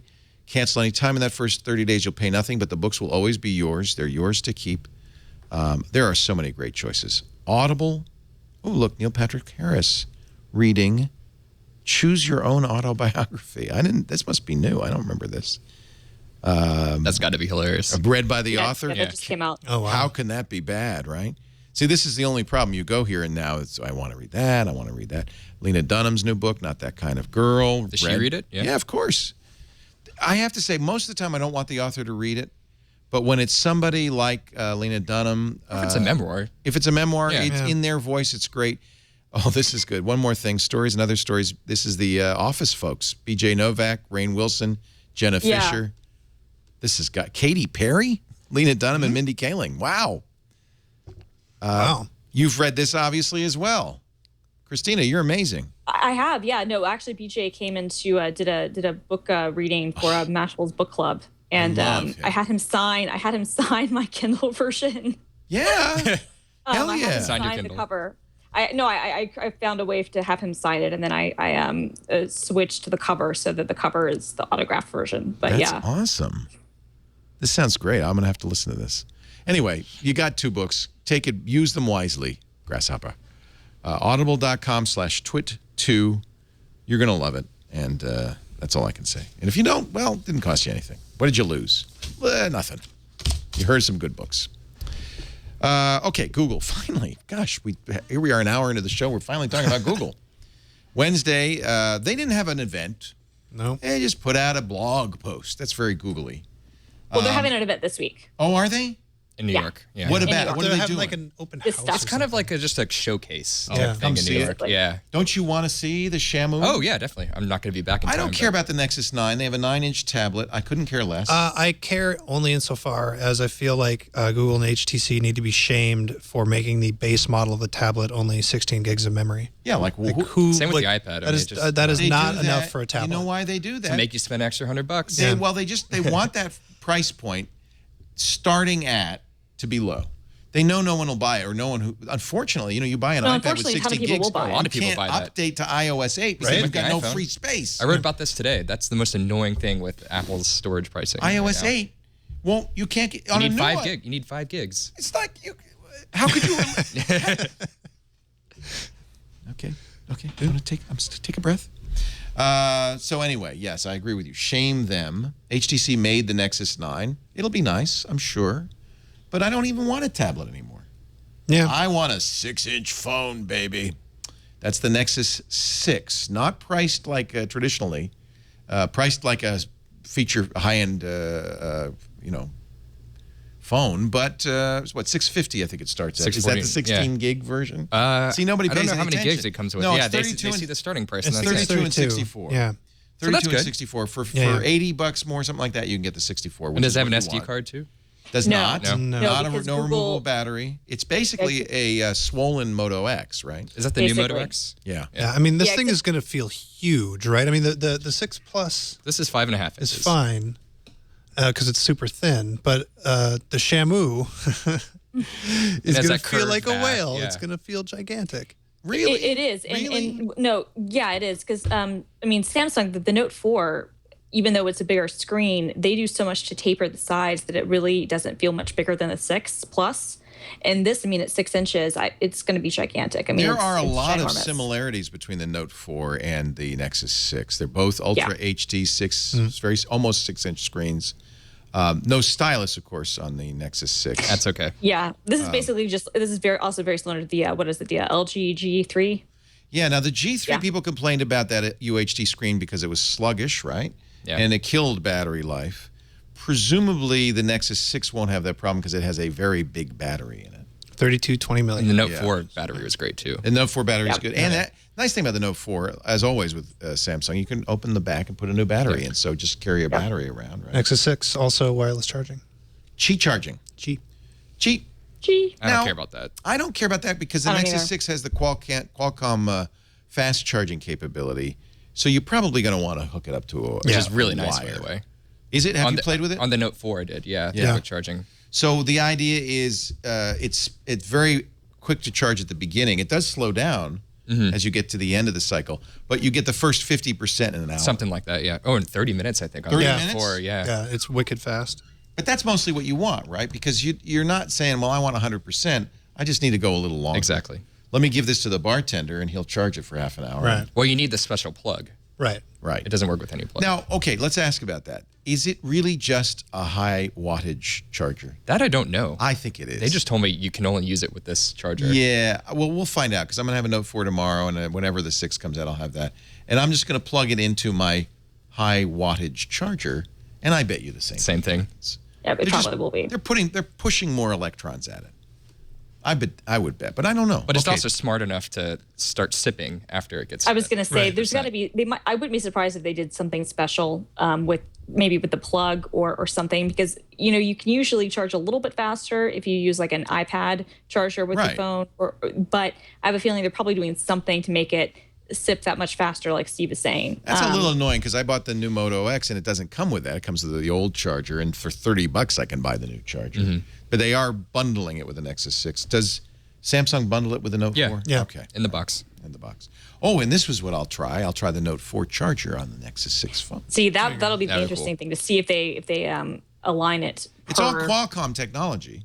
Right. Yep. But I could just see the Nexus anyway being like, no, you've got to use ours. No, it's the other or way Samsung being around. like, you've got to use ours. Samsung flipping a bit so that it doesn't Right, quite that's like true. They did that with the USB to go. They just it's a little bit different. So you can't really use anybody else's devices with it. All right, so Google announced a new tablet. Okay, good. I like the Nexus 7. You'll get Lollipop. That's the other thing. They're going to ship both this new phone, the Nexus 6, and the Nexus 9 tablet with the next version of Android 5.0. And we learned it's Lollipop. Boom, boom, boom, boom. So that's good. It's not. Do you think they tried to make a deal with Lifesavers like they did with Hershey's? Or what? Lemonhead. Lemonhead. Laffy Taffy. Do you I think didn't like that Kit Kat business. I'm glad. pissed me off. I'm glad it's I generic. didn't want to again. do an ad Yeah. for a candy bar That's how every I time I felt. mentioned Yeah. the new version of Android. And then it was weird too because it's like Nestle in the UK and then it's like Hershey in the US, and it was weird and just so you felt like you were shilling for two different companies. Yeah. Now, what's interesting about the Nexus 9 is it's 4x3, right? Yeah. Like, so it's iPad style, which is interesting, I think, for an Android tablet. I personally think that, especially for that size, I think 4x3 is superior for a lot of purposes. I do too. So I'm actually really excited to have a 4x3 Android tablet. We've had a big enough problem getting Android apps looking decent on Android tablets bigger than the Nexus 7 in the first place. And so to ask them to be bigger and to be on a 4x3 tablet, I expect that it's going to just be a bummer of waiting for software the way it's always been on Android tablets. This will be a good test of the scaling libraries. I was going to say, that's what Kevin Marks is always telling me. He's like, oh, but the scaling libraries on Android is so much better, and that's why it's so much. And I'm like, yeah, and then why do all of the tablet apps look completely terrible? I suspect. And no one has an answer for that. I suspect it's because they don't use the scalers. They I would agree with that. hand code the screens, and then they go, oops, oops, there's a new screen, oops. But I don't know. I can't pretend to know. Yeah, it's got that K1 processor. Oh, and boom sound. This is the new Tegra. Good old boom sound. And to me, this is exciting. You're talking about the Nexus 6 now. On the Moto X, they put ports for two speakers, but one is the music speaker and one is the phone speaker. They don't do stereo left right. They had the good sense to duplicate HTC's one and put left-right stereo speakers on the front. That'll be the only other phone with that, and I think that's great. Yeah, sounds great too. I don't know if it'll sound like boom sound though. Boom sound is boom sound. Well, no, I mean, hey, it's a 6-inch phone, right? So I mean, if it's even halfway decent, if it's even got a little bit of power in it, like that actually probably wouldn't be a terrible little mini kind of Bluetooth thing. Maybe there's you know a what I mean? subwoofer that you could add. Yeah, I mean, you could probably pair it with something to make it sound really good. Put it in a I'm mug just saying it's big enough. I'm just saying it's big enough. It's bigger than like my Jam box at that point. My Jam box Mini is probably smaller than the Nexus 6. Do you think this is Google's attempt? I think it is to kind of not release a developer platform. This was going to be the Silver, right? This is this is an actual product. And Google says, no, we could sell phones. Apple could sell phones. We're going to sell phones. Yeah, but they've tried this how many times now, Leo? And they failed every single time. The Nexus 1 was supposed to be a consumer product. One of the great phones. The carrier model. By the way, one of the great phones of all time. But that's exactly what they did wrong. They pissed off the carriers. They failed. Yeah, they pissed off the carriers, and it was a huge failure. And then they've tried, with a couple other things, even some of their first. I mean, they bought Motorola and then sold Motorola for scraps. This baffles me. I mean, so it's funny to me that they're doing this big phone and doing this product a year after they sold Motorola. Right. It's also interesting that you can now go into any major carrier store and buy a Nexus phone, which you haven't been able to really do. Right. That's right. That's why are they doing that? They've done a deal with Verizon, Sprint, AT&T, T-Mobile, U.S. Cellular. They're in brick and mortar stores now. You can you can go to Target, you go to Best Buy. So what? I don't understand. Why did they do that now? What's different? Is it now them saying, "Oh, we're sorry, carriers. We should have done a deal with you. Now we're going to." I think it's probably they just didn't know how to do it before because they've always been like, "Oh, we're gonna disrupt the carrier." They didn't like the carriers. They didn't. We're going to disrupt everything, and they didn't realize actually we're not Apple. Products. That's a shame because I think that they should continue to disrupt the carriers. But they don't have the It's cloud. not working, and they don't have physical stores. I mean, people still go into physical stores a lot to check out the new phones and touch them and stuff. You and do couldn't want do to. Nexus. Although a lot of the nerds in this audience, and I'll include us, but everybody watching at home, will buy a Nexus 6 sight unseen just because we trust it. Totally. Yeah. Oh, totally. But then the problem is, I mean, and you run into this even if you're a nerd, like you buy the phone and then it has a problem and then there's no one you can call. Right. Like you've got to get on the phone, like at this point, I guess it'll be Motorola and whoever you can talk to, but like you've got to email somebody to like get a return set up because there's literally no phone number to call. So, I mean, that does actually become a little bit frustrating from the buying perspective. At least this way, you're able to go into a store and if it doesn't work or you've got an issue with it, you can at least physically take it back someplace. And the carriers have that. That helps service built in I feel already. so bad. I had a caller on the radio show today, a nice lady named Francine. Her Google Mail got hacked. Oh, no. So she Googled to find somebody to help her with it. And she found a phone number in Indonesia. Oh, no. Oh, no. You all know what's next. Yeah. She called it. They said, well, okay, $299. We'll fix this. Oh, by the way, we need remote access to your machine. Ooh. So they got her credit card number. They got $300. They got access to her machine. And then she had something else. So she Googled it again and found somebody in Russia or somewhere. I can't remember. Oh, Qatar. Soccer capital of the world. in Qatar, and they charge her only $50, but they also had access. And I said, you know what? You're done. Just take the computer, throw it out the car window, because you're gone. It's done. Yeah. And people want to call somebody, and that's the point. They do. And And that's the problem. She said, well, I Googled it. Yeah. And that's the problem, because people don't understand. I mean, Google's so big, and the fact they have no tech support. And I mean, you know, my father, the reason I refuse to give him tech support anymore is he's not once, not twice, but thrice installed the fake antivirus. Oh. Yeah.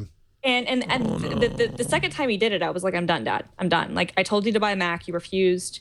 If you're going to insist on doing this, I'm not helping you anymore. Like, I'm not doing it. Like, I live in another state now. I'm not doing it. You could have bought a Mac and we would have been fine, but you insisted on not. So you are cold. Fine. This is after 30 years of dealing with him, Leo. Like, 30 years of this. At a certain point, I have to be done with it. And my mom even agrees. He changed like, your diapers, young lady. He I put don't up know. with you putting peanut butter in a his lot. CD player. He did put up with a lot, but you know, like, I've dealt with enough. My mom was even on my side. My mom was even on my side. My mom was like, I bought the Mac. My mom's like, I was good. I did what you said. Yeah. I bought my mom an iPhone 6 Plus. She loves it. My mom bought one too. She's 83. I bet she does, but the screen's great. She wants that big screen. She had a Note 3. I gave her a Note 3. And I said, but you know what? You should have this iPhone now because it's time. And she has an iPad. She loves it. And I don't have my parents love their iPhones and their iPads. Yeah, so and at I this don't point, have to worry that's all about her installing a third-party antivirus on her system. I got this thing called malware. Bite me. I hear it's good. I don't have to worry about that. What do you think of the new slogan, Android, be together, not the same? What does that even mean?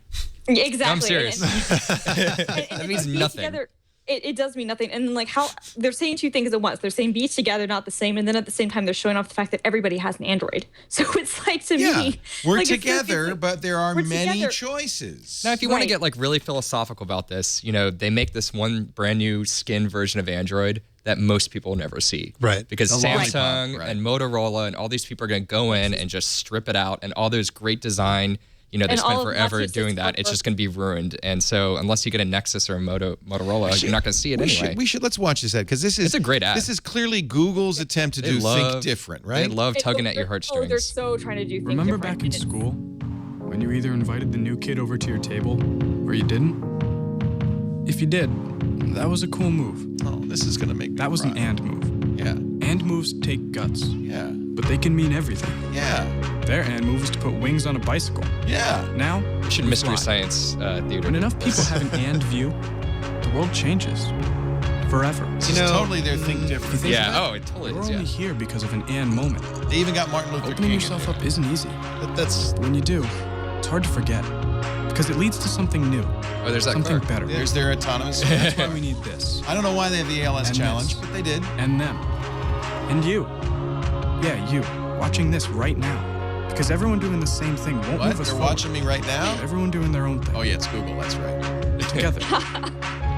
Can. I still don't know what that means. I don't know what it means. Be together, not the same. That's more vague than when you first called first. It's an attempt to throw some apple burn. So they're trying yeah. to. Is it? Everybody's It's all called Is it calling shade? Are they Yeah. throwing I some was shade? gonna say, little bit. it's calling shade. It's not burning. They're It's throwing not some shade. shade. They're throwing some shade at Apple, They are. saying we're not all the same, but We're not sheep, but we are sheep. But we're just different sheepish. We're right. you can't explain it. We're not sheep. We're robots. Oh, Which yeah. much better. Much Right? better. Well, who would you rather fight? 1,000 robotic sheep or 1,000 sheeps with rope? I don't know. I don't know. So the real problem is meanwhile- it's like and you and you and you and Roid. Right. Not a fan. Is that the slogan? Yeah, No, that's what the And text that you came and up, you yeah. and you and Android. Roid. Who's Roid? Who's Roid? Yeah, what's he doing Yeah, here? that It is sounds like hemorrhoids. That's not good. It does. I hear Roid. I think Roid Rage. I think hemorrhoids. I Yeah, don't think right, it's Android. Okay, that was a mistake. All right. Well, I'm still going to buy one. I don't care. I don't care if they have a crappy ad campaign. I like them for that. because it means they're not too slick. They're not Usually too their ads are polished. good though. The Chrome ads are awesome. Yeah. Their Chrome ads are great. Yeah. You know, like that Dear Sophie ad still like is one of those like, and I know it's so cloying and it's so manipulative, but it worked. It does work. You know, it does work. It tugs at your heartstrings. It does. It does. They totally know how to do it, and it's creepy, but yet you don't think it's creepy until like way after you think about it. You're going, huh? But this is, I think, the first time they've ever advertised Android. I mean, everybody else has done Droid and all that. I mean, they've advertised Nexus stuff a bunch. Yes. But there's been like just Android though. I can't remember, but like with the remember the reason Nexus that's 7 with the important- kid in the treehouse with his dad Yeah, and whatever. Yeah. That was very touching. Was Yeah, that but Android? that was But for that the was for the 7. Nexus, Yeah, that's yeah. for the See, Nexus. the reason it's important to say Android is because that's not just Google products. This is Right.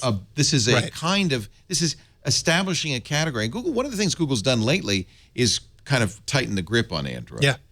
Android Wear watches all have to have the same essential software. There's no TouchWiz on these watches.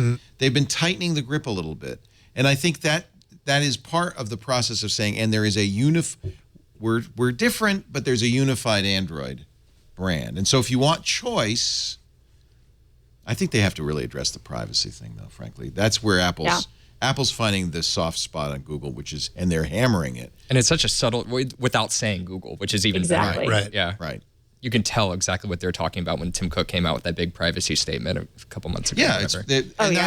I've been saying this for at least a year, that's what Apple should double down on, because that's what differentiates them from everybody else.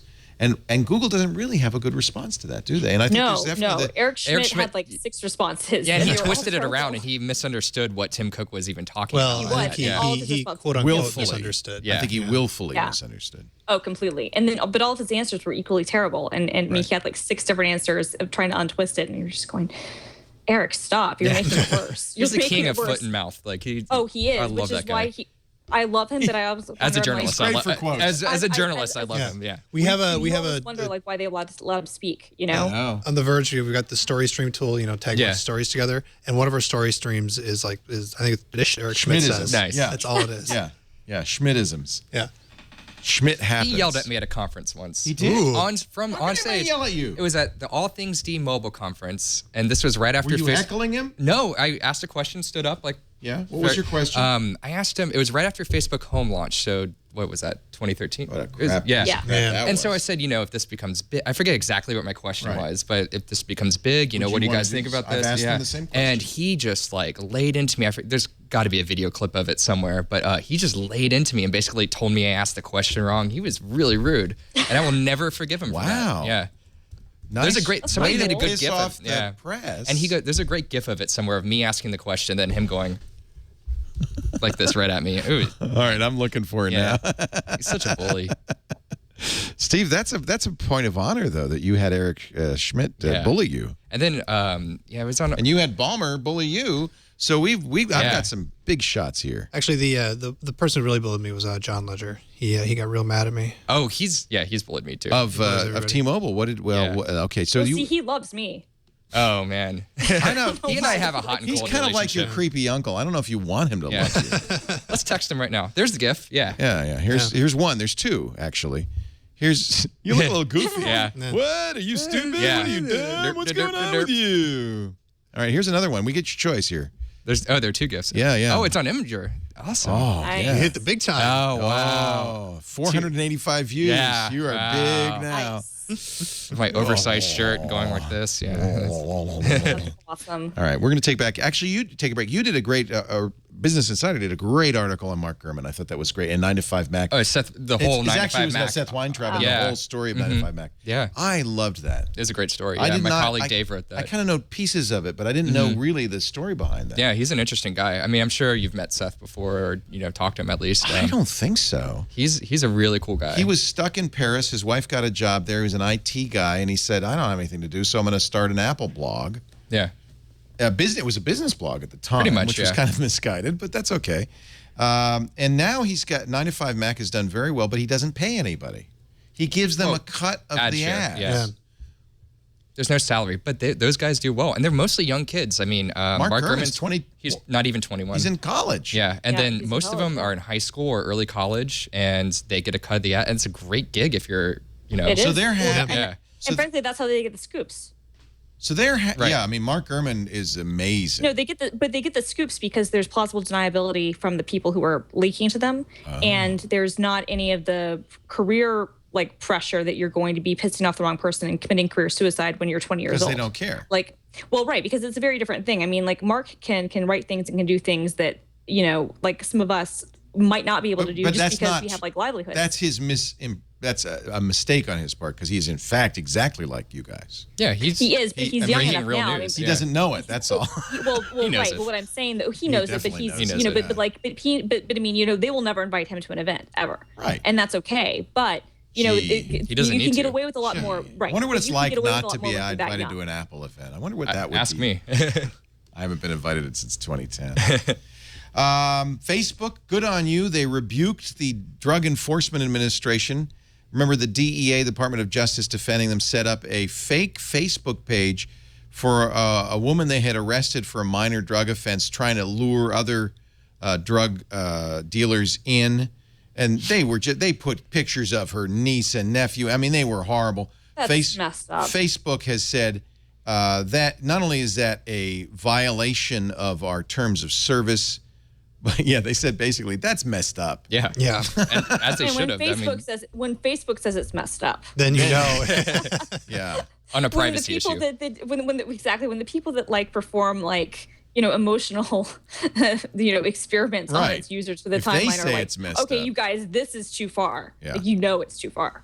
Facebook has long made it clear that law enforcement authorities are subject to our policies.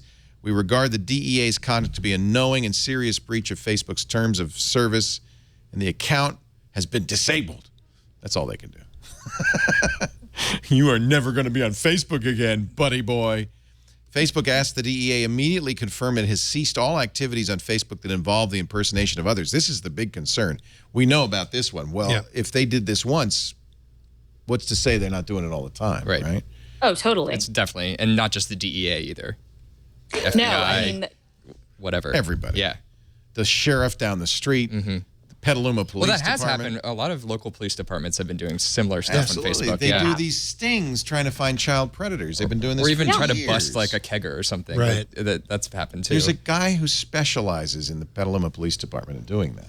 That's his job. To troll Facebook?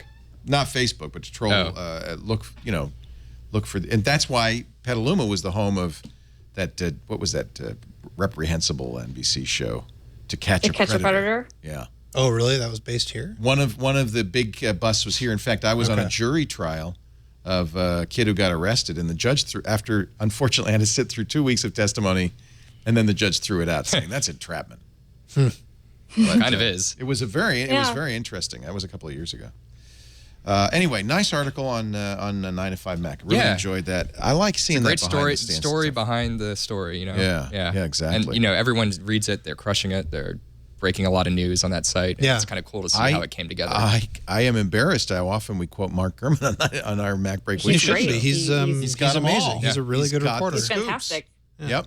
He's a fantastic reporter. Yeah, and he's been on TNT. He's a very nice kid. And TN2, as you have Christina, and as you have Dieter, and I think you maybe I've been on a bunch of stuff. You're on all of our stuff. You guys, you're overexposed. No, never. We love you. That's why you're here. We're going to take a break. We'll have more with Dieter Bohn of The Verge, Steve Kovach of Business Insider from Mashable, Christina Warren. Our show today. Actually, before we do the Squarespace ad, you know what? We had a great week. I think Christina may even be on some of this video. This is some of the stuff you missed if you missed anything on Twit this week. Previously on Twit. Smoking solder, I'm ready. Do it to me. Yeah, da, da, da, da, da, da. Maybe there's going to be some big Mac news. Twit Live specials. How do you make it better? Improve the camera. No. Lower the price so it's affordable for more people? I don't think so. I think he's walking us towards make it thinner, but that can't be it. Yes! Can you even see it? No. Security Now. Was Dropbox hacked? People were downloading several hundreds of login credentials and logging in successfully to other people's Dropbox accounts. It's the internet of other people's things. This week in Google. Lollipop. Oh, yeah. They also announced a Nexus TV device. We haven't talked Severe about shortage of HDMIs. You got to get an AV receiver. It's a spousal confusion device. Twit. Thousands of hours of high-quality dribble. The tablet will be available for pre-order on See You Later Goodbye, October 17th. That's I'm preparing because I'm going to be doing I'm going to be doing Tech News Today next week. Did Mike's now out in Jordan? Did he? Oh, I saw him tweet a picture. Did he leave something the week ahead? Let's take a look here.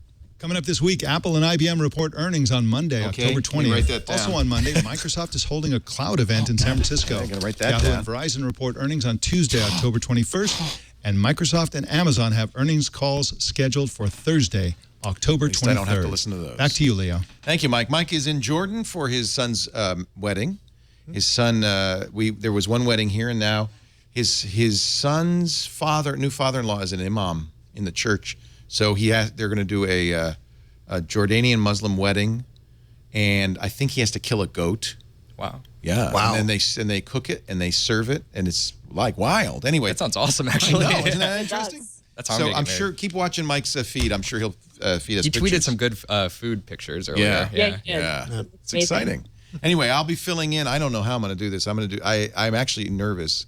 TNT Monday, Tuesday, and Wednesday of this week, and then Sarah will do Thursday and Friday, and she'll do a much better job. She has practice. Our show today brought to you by Squarespace. I know these guys. I love these guys. It's the best hosting ever, but it's also, but because it's hosting plus the content management system on top of it, it's just a beautiful, elegant way to host your next website. Whether you want to do e-commerce, they have e-commerce built into all their templates and really nice. The e-commerce system, they have the merchant card for you if you need it. They have shipping calculators. They actually have fulfillment. They have all the stuff you need to do your own e-commerce. Every site is, but you don't have to. It could be for a photographer, amazing portfolio templates. And they even have a portfolio app for the iPad, which is awesome. We'll pull the pictures from your website so you can show it to clients. They've got great apps, the blog app, the media metrics app. This is all free as part of your Squarespace subscription. You'll start with 25 gorgeous templates, and the all-new Squarespace 7 means you're going to get the state-of-the-art mobile responsive design. You're going to get everything that's modern on the web without having to know any HTML or JavaScript. Now, by the way, if you are a developer, their developer platform is second to none. You can actually do amazing things with Squarespace. The point is you don't have to. It's so easy to use. They do have live chat and email support 24/7 from their offices in New York. A wonderful customer help portal that includes self-help articles, forum, video workshops. So there's lots of places you can learn, get better. Your Squarespace site will just get better and better and better. And the ability to accept donations on every template as well, so these are great for nonprofits, cash wedding registries, school fund drives. $8 a month. That includes a free domain name when you sign up for a year. For the commerce, $24, and you get so much out of this, and they don't take a cut. So you're going to make money, and you're going to get a great looking site. All the hosting, all the software, but best of all, you can try it right now. Just click that Get Started button. You don't need to give them a credit card or any information. Just play with it. You can import all your existing content using their importers. They support most of the blog APIs. One thing I ask when you sign up, use the offer code TWIT, and that way you'll get 10% off. You don't need it for the trial, but if you decide to buy, 10% off when you use our offer code TWIT at squarespace.com. We love the clan there. Ireland's phasing out. This is, I guess, a lot of pressure from the European Union. This is why Google and Apple and others store their money, in effect, in Ireland. They have this double Irish tax break used often with tax havens like Luxembourg or the Canary Islands to hide profits. These companies funnel profits over there. Dublin, for instance, has the largest Google headquarters outside the United States, 2,500 people. The subsidiary generates revenue, mostly from online advertising, pays it in royalties to a separate Google unit registered in Ireland but resident in Bermuda for tax purposes. I just love that sentence. It's why all these companies have Apple, Google, Microsoft all have offshore money. They can't really. They have to buy. Well, if they bring it back, it gets taxed. It gets taxed, Right, yeah. So they have to buy European. That's why you buy stuff outside the United States because you got to use the money somehow. Anyway, Google hasn't said anything, but apparently European Union has put a lot of pressure on Ireland, and then they're now really basically going to phase that out. I bet you the United States has something to do with that as well. A little tip, we have mentioned before that the Samsung 840 EVO, the EVO hard drives are great hard drives, but something weird happens with them. They slow down over time. My friend Alan Malventano, who writes for PC Perspective and is our SSD guru, says there is now a tool available from Samsung for these drives that will fix this problem. So if you've purchased an 840 EVO SSD, get this tool. It's free for download. And it'll be in the firmware, I'm sure, in new SSDs from Samsung. In fact, the 850, don't buy the 840 because the 850 is due out any minute now. And Alan says it's a killer. Good news on that. Let's see what else. I just want to wrap it up with a couple of the last little bits here. Oh, can we laugh at Google quick for selling the Nexus player? The Nexus player. Oh, We yes, mentioned the yes. Nexus 9, the Nexus 6. The hockey puck, the real hockey puck. It was delayed because the FCC approval hadn't happened, but it has now, so you can pre-order it. Yeah, but they put it up for sale without FCC approval. Well, that's a little mistake. Well, that's kind of a little mistake. Okay. If you're selling electronics, maybe you want to do make one sure thing before the other thing. They got the approval fast. But beyond that, why are they making this? Why did they It's a keep Fire trying TV. this again? I know no, they try and they fail. Yeah, but this is them. They're not ambitious here. This is just basically a Fire TV. They just Yeah. We're not trying to take over the world. We're not trying to take over every TV. We're just saying screw it. It's We're just remarkably making a like box. the Fire TV. $99. It The comes interface with is even similar. It's identical almost. it comes with a remote you can talk You to, talk right? into it, yep. The game Yeah. controller. For an The additional, remote looks almost the same. It's Yeah. kind of scary how much the remote looks alike. and then you can buy a gaming controller for like, what is it, 40 extra bucks? Something like that. Yeah, same price as the Fire TV remote. It's exactly, controller. it's like they, Exactly like Fire TV. yeah. By the way, they're out of stock already. Oh, man. So somebody wanted it. I mean, it supports Google Cast, so you can, instead of getting a Chromecast, you can get this. If you wanted a Chromecast or you have a Chromecast and you use that, which I do all the time. Chromecast is so great. This though. adds Chromecast capability to the TV as well. I Yeah, love there's an app Chromecast. Just buy a Fire TV. Chromecast. That's my answer. Yeah. Like that's Yeah. why buy this? There's an app for Fire TV that'll actually add Chromecast support too. Oh, It's really? great. Oh, Yeah. really? Is that Yeah, all there's- cast? Is that It's Allcast, I think it is. Yeah, it's Coach's pretty all good. cast? Yeah. I use Yeah, Allcast and like crazy. yeah, I love use that, and but then I've hacked my Fire TV. Like I've got XBMC and Plex running on it. So What? yeah, you can actually remarkably. It's very easy to hack and mod. I've got like an external hard drive connected to it. I've got Plex. I've got XBMC on it. I've got all kinds of little front ends. It's probably the best XBMC box I've had in quite some time. This is good to know because I have a Fire TV unopened Right, I know. Well, that's the on my thing. It's like, shelf. it's basically a Roku, but then when you add the other stuff with it, it's like Right. an awesome $100. It's like everything that Ouya was supposed to be, but then like failed miserably at. Right. So this, I mean, I gotta say that the Nexus box is probably a pretty good, Nexus or XBMC Plex, or what is XBMC called now? It's a they changed the Kodo or name, something. yeah. They changed it. It starts with a K. Yeah. Anyway, whatever that and Plex, like you probably has a pretty good front end for that. So, I think most people Kodi. probably just buy Roku. Kodi. Yeah, Kodi. But I mean, why not? This is Why not try this again, is a Google? quad-core 1.8 gigahertz Atom. It's pretty fast. It's faster probably than the Apple TV, I would bet. Definitely. That's not hard to do. Yeah. Gig Low of bar RAM, there. that's enough. 8 gigs of storage, well, that's That not enough. sucks. But maybe you can hack this too. It's got a USB. Does it have? Yeah, it has a USB connector. Yeah, it's probably out of the box, not supported Right. for external stuff. But there are How ways much around did it. you have to do to get your Fire? Where? Tell us all about that. That's good. Oh yeah, no, it was really simple. In fact, actually, what's cool about it is that you can enable developer mode and do SSH over Wi-Fi, so you don't even have to connect it to the computer to send APKs over, and then you just load in a few files and a few root commands so that you can connect an external hard drive to it and do some other stuff. And then I can literally just fling stuff from my computer to the box. I don't even have to connect it. And then once I had it set up, like I just had a small little portable, USB hard drive that I had connected. But you could even use like a thumb drive. Actually, I mean that'd be great. And I mean, I should write it up. Actually, that's probably something I should write up for Mashable. It's how to hack your Fire TV, because it took me only a couple hours in an afternoon to completely trick it out. GeoHot did this. This is another fine GeoHot production. This guy's great. Absolutely. Oh, he's the best. You can find the step-by-step on XDA Developers, of course. Yeah. Wow, I didn't know you could put SSH. I didn't know you could do that. So you root it. Yeah, it's super simple. You root it. I mean, the thing is, you don't even really have to root it. You like enable developer mode and enable advanced settings, like in the settings on the Fire TV. That's all you really have to do. Wow. And then you can connect remotely over Wi-Fi. And it's SSH very stuff. similar to the rooting Android process. Exactly. It's very similar. And then once you've got it done, I mean, it's done, and you can still get the official Amazon firmware updates, which is the nice thing because I do like their front end. Oh, you put for that BusyBox stuff. on there, SSH team. Yep. Oh, yeah, you're all set. This is it. Awesome. Very nice. Yeah, until Christina writes it up on Mashable, XDA has it. XDA, obviously. Yeah, they're awesome. Anything else you guys want to talk about? There's a new tool. Facebook has a tool that lets you say I'm okay.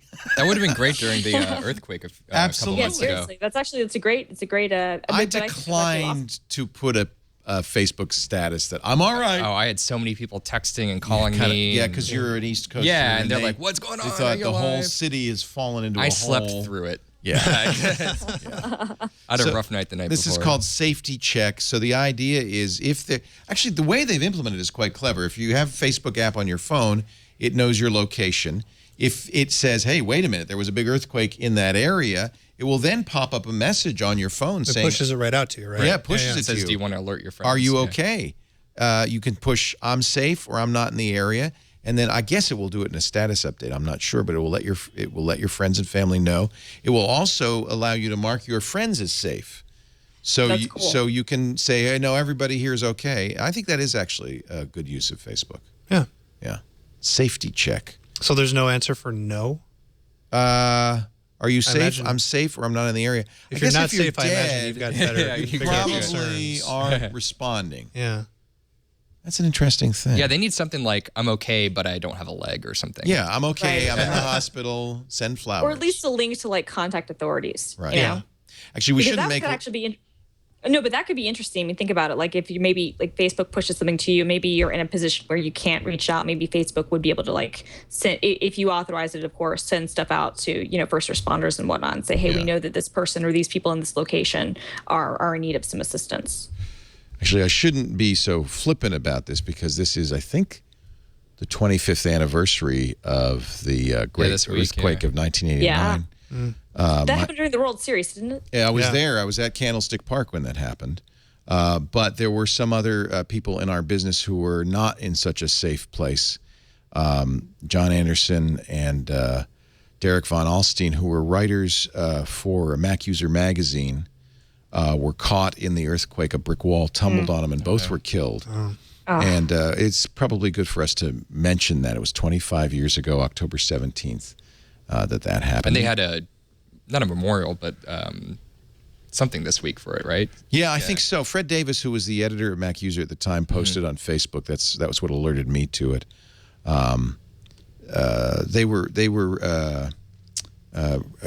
John was a great guy. They were really fun, exciting, young guys, kind of your age, getting into the business. And it was a great tragedy. And not a whole lot of people died in that earthquake, but those are two who we really will miss. So that's 25 years ago today. And now you could just say on Facebook, I'm okay. We didn't have it then.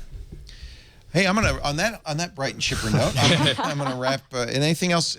Did I leave anything out you guys wanted to talk about? I kind of want to loop back to iPads for a second because tomorrow Apple's reporting earnings, and we get to see how the iPad business is doing, and it's been kind of slumping. And it's been 2 quarters now, down for 2 quarters. Will it be down for a third? I bet you it will. I bet it will be. Yeah, for sure. I think have to be think the 6 Plus will continue that trend, it's good. Right? They're What do you cannibalizing. need an iPad for? Exactly. I think the 6 Plus will, but I think that the iPad Air 2 is a good enough upgrade that a lot of people who have iPad 2s will probably be saying, with the Touch ID, the faster stuff, the better camera, the thinner body, the glare resistant screen. I've had this iPad 2 for 3 years now. I might as well go ahead and upgrade. So they might end up getting a good upgrade cycle. But I think that, I think we'd all of us had underestimated. We all first didn't think the iPad would be as successful as it was. I was bullish on it, but I wasn't expecting it to be what it was.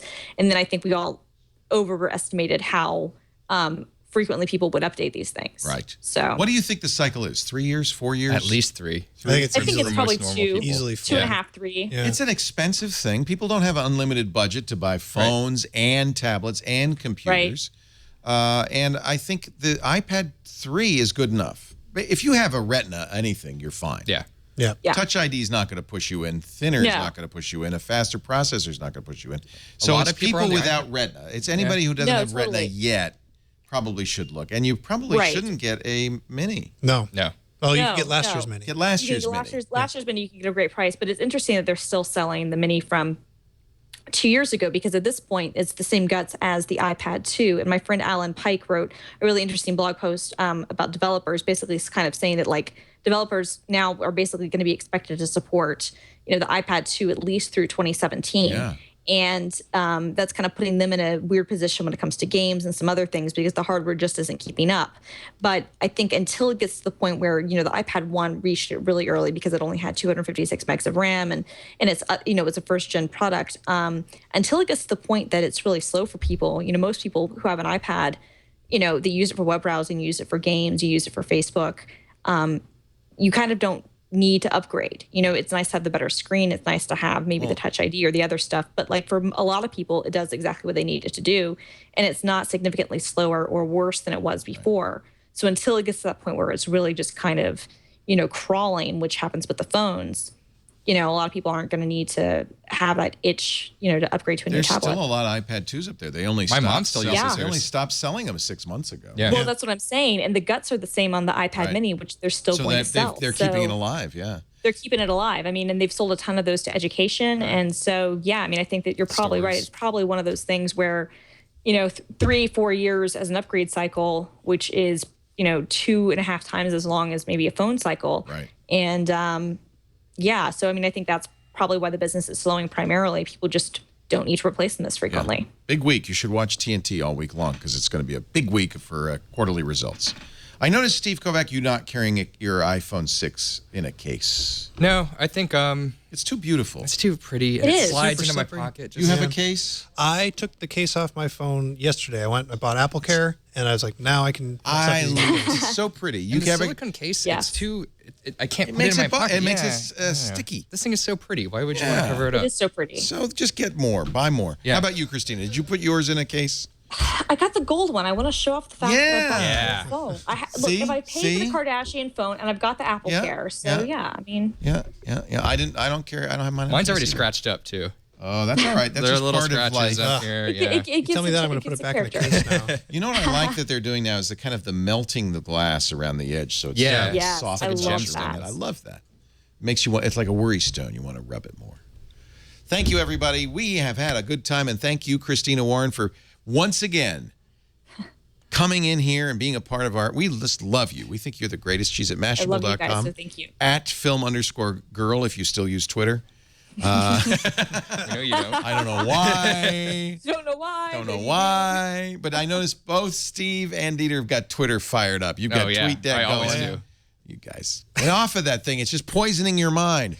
Steve Kovach is senior editor at Business Insider. Great to have you. You're going back when to New York? Saturday. Damn. Why didn't we have him in all the time while he was in San Francisco? Dang. I'll be back. All right, please come back. Dieter Bohn, you come back too. I will. Dieter does go back to New York after the Apple event, but he's at the Verge executive editor there. Thank you for stopping by. I feel like the old man here with all you youngsters. I'm dad. And you're on you youngsters. Yeah. We do Twit every Sunday afternoon, 3 p.m. Pacific, 6 p.m. Eastern Time, 2200 UTC on twit.tv. We'd love it if you watch live. The chat room is always a lot of fun. Or you could be here in our studio live. Just email tickets at twit.tv. It's free, but we want to know how many are coming so we can put a seat out for you. But as you can see, we overdid it, so there's always a few extra seats. If you're in the area, stop by. And, of course, if you can't be here live, let's not forget the best of. Chad's giving me a little hint on the video. We are getting ready for our holiday edition of Twit, and as with many of the shows on our network, we like to do a best of.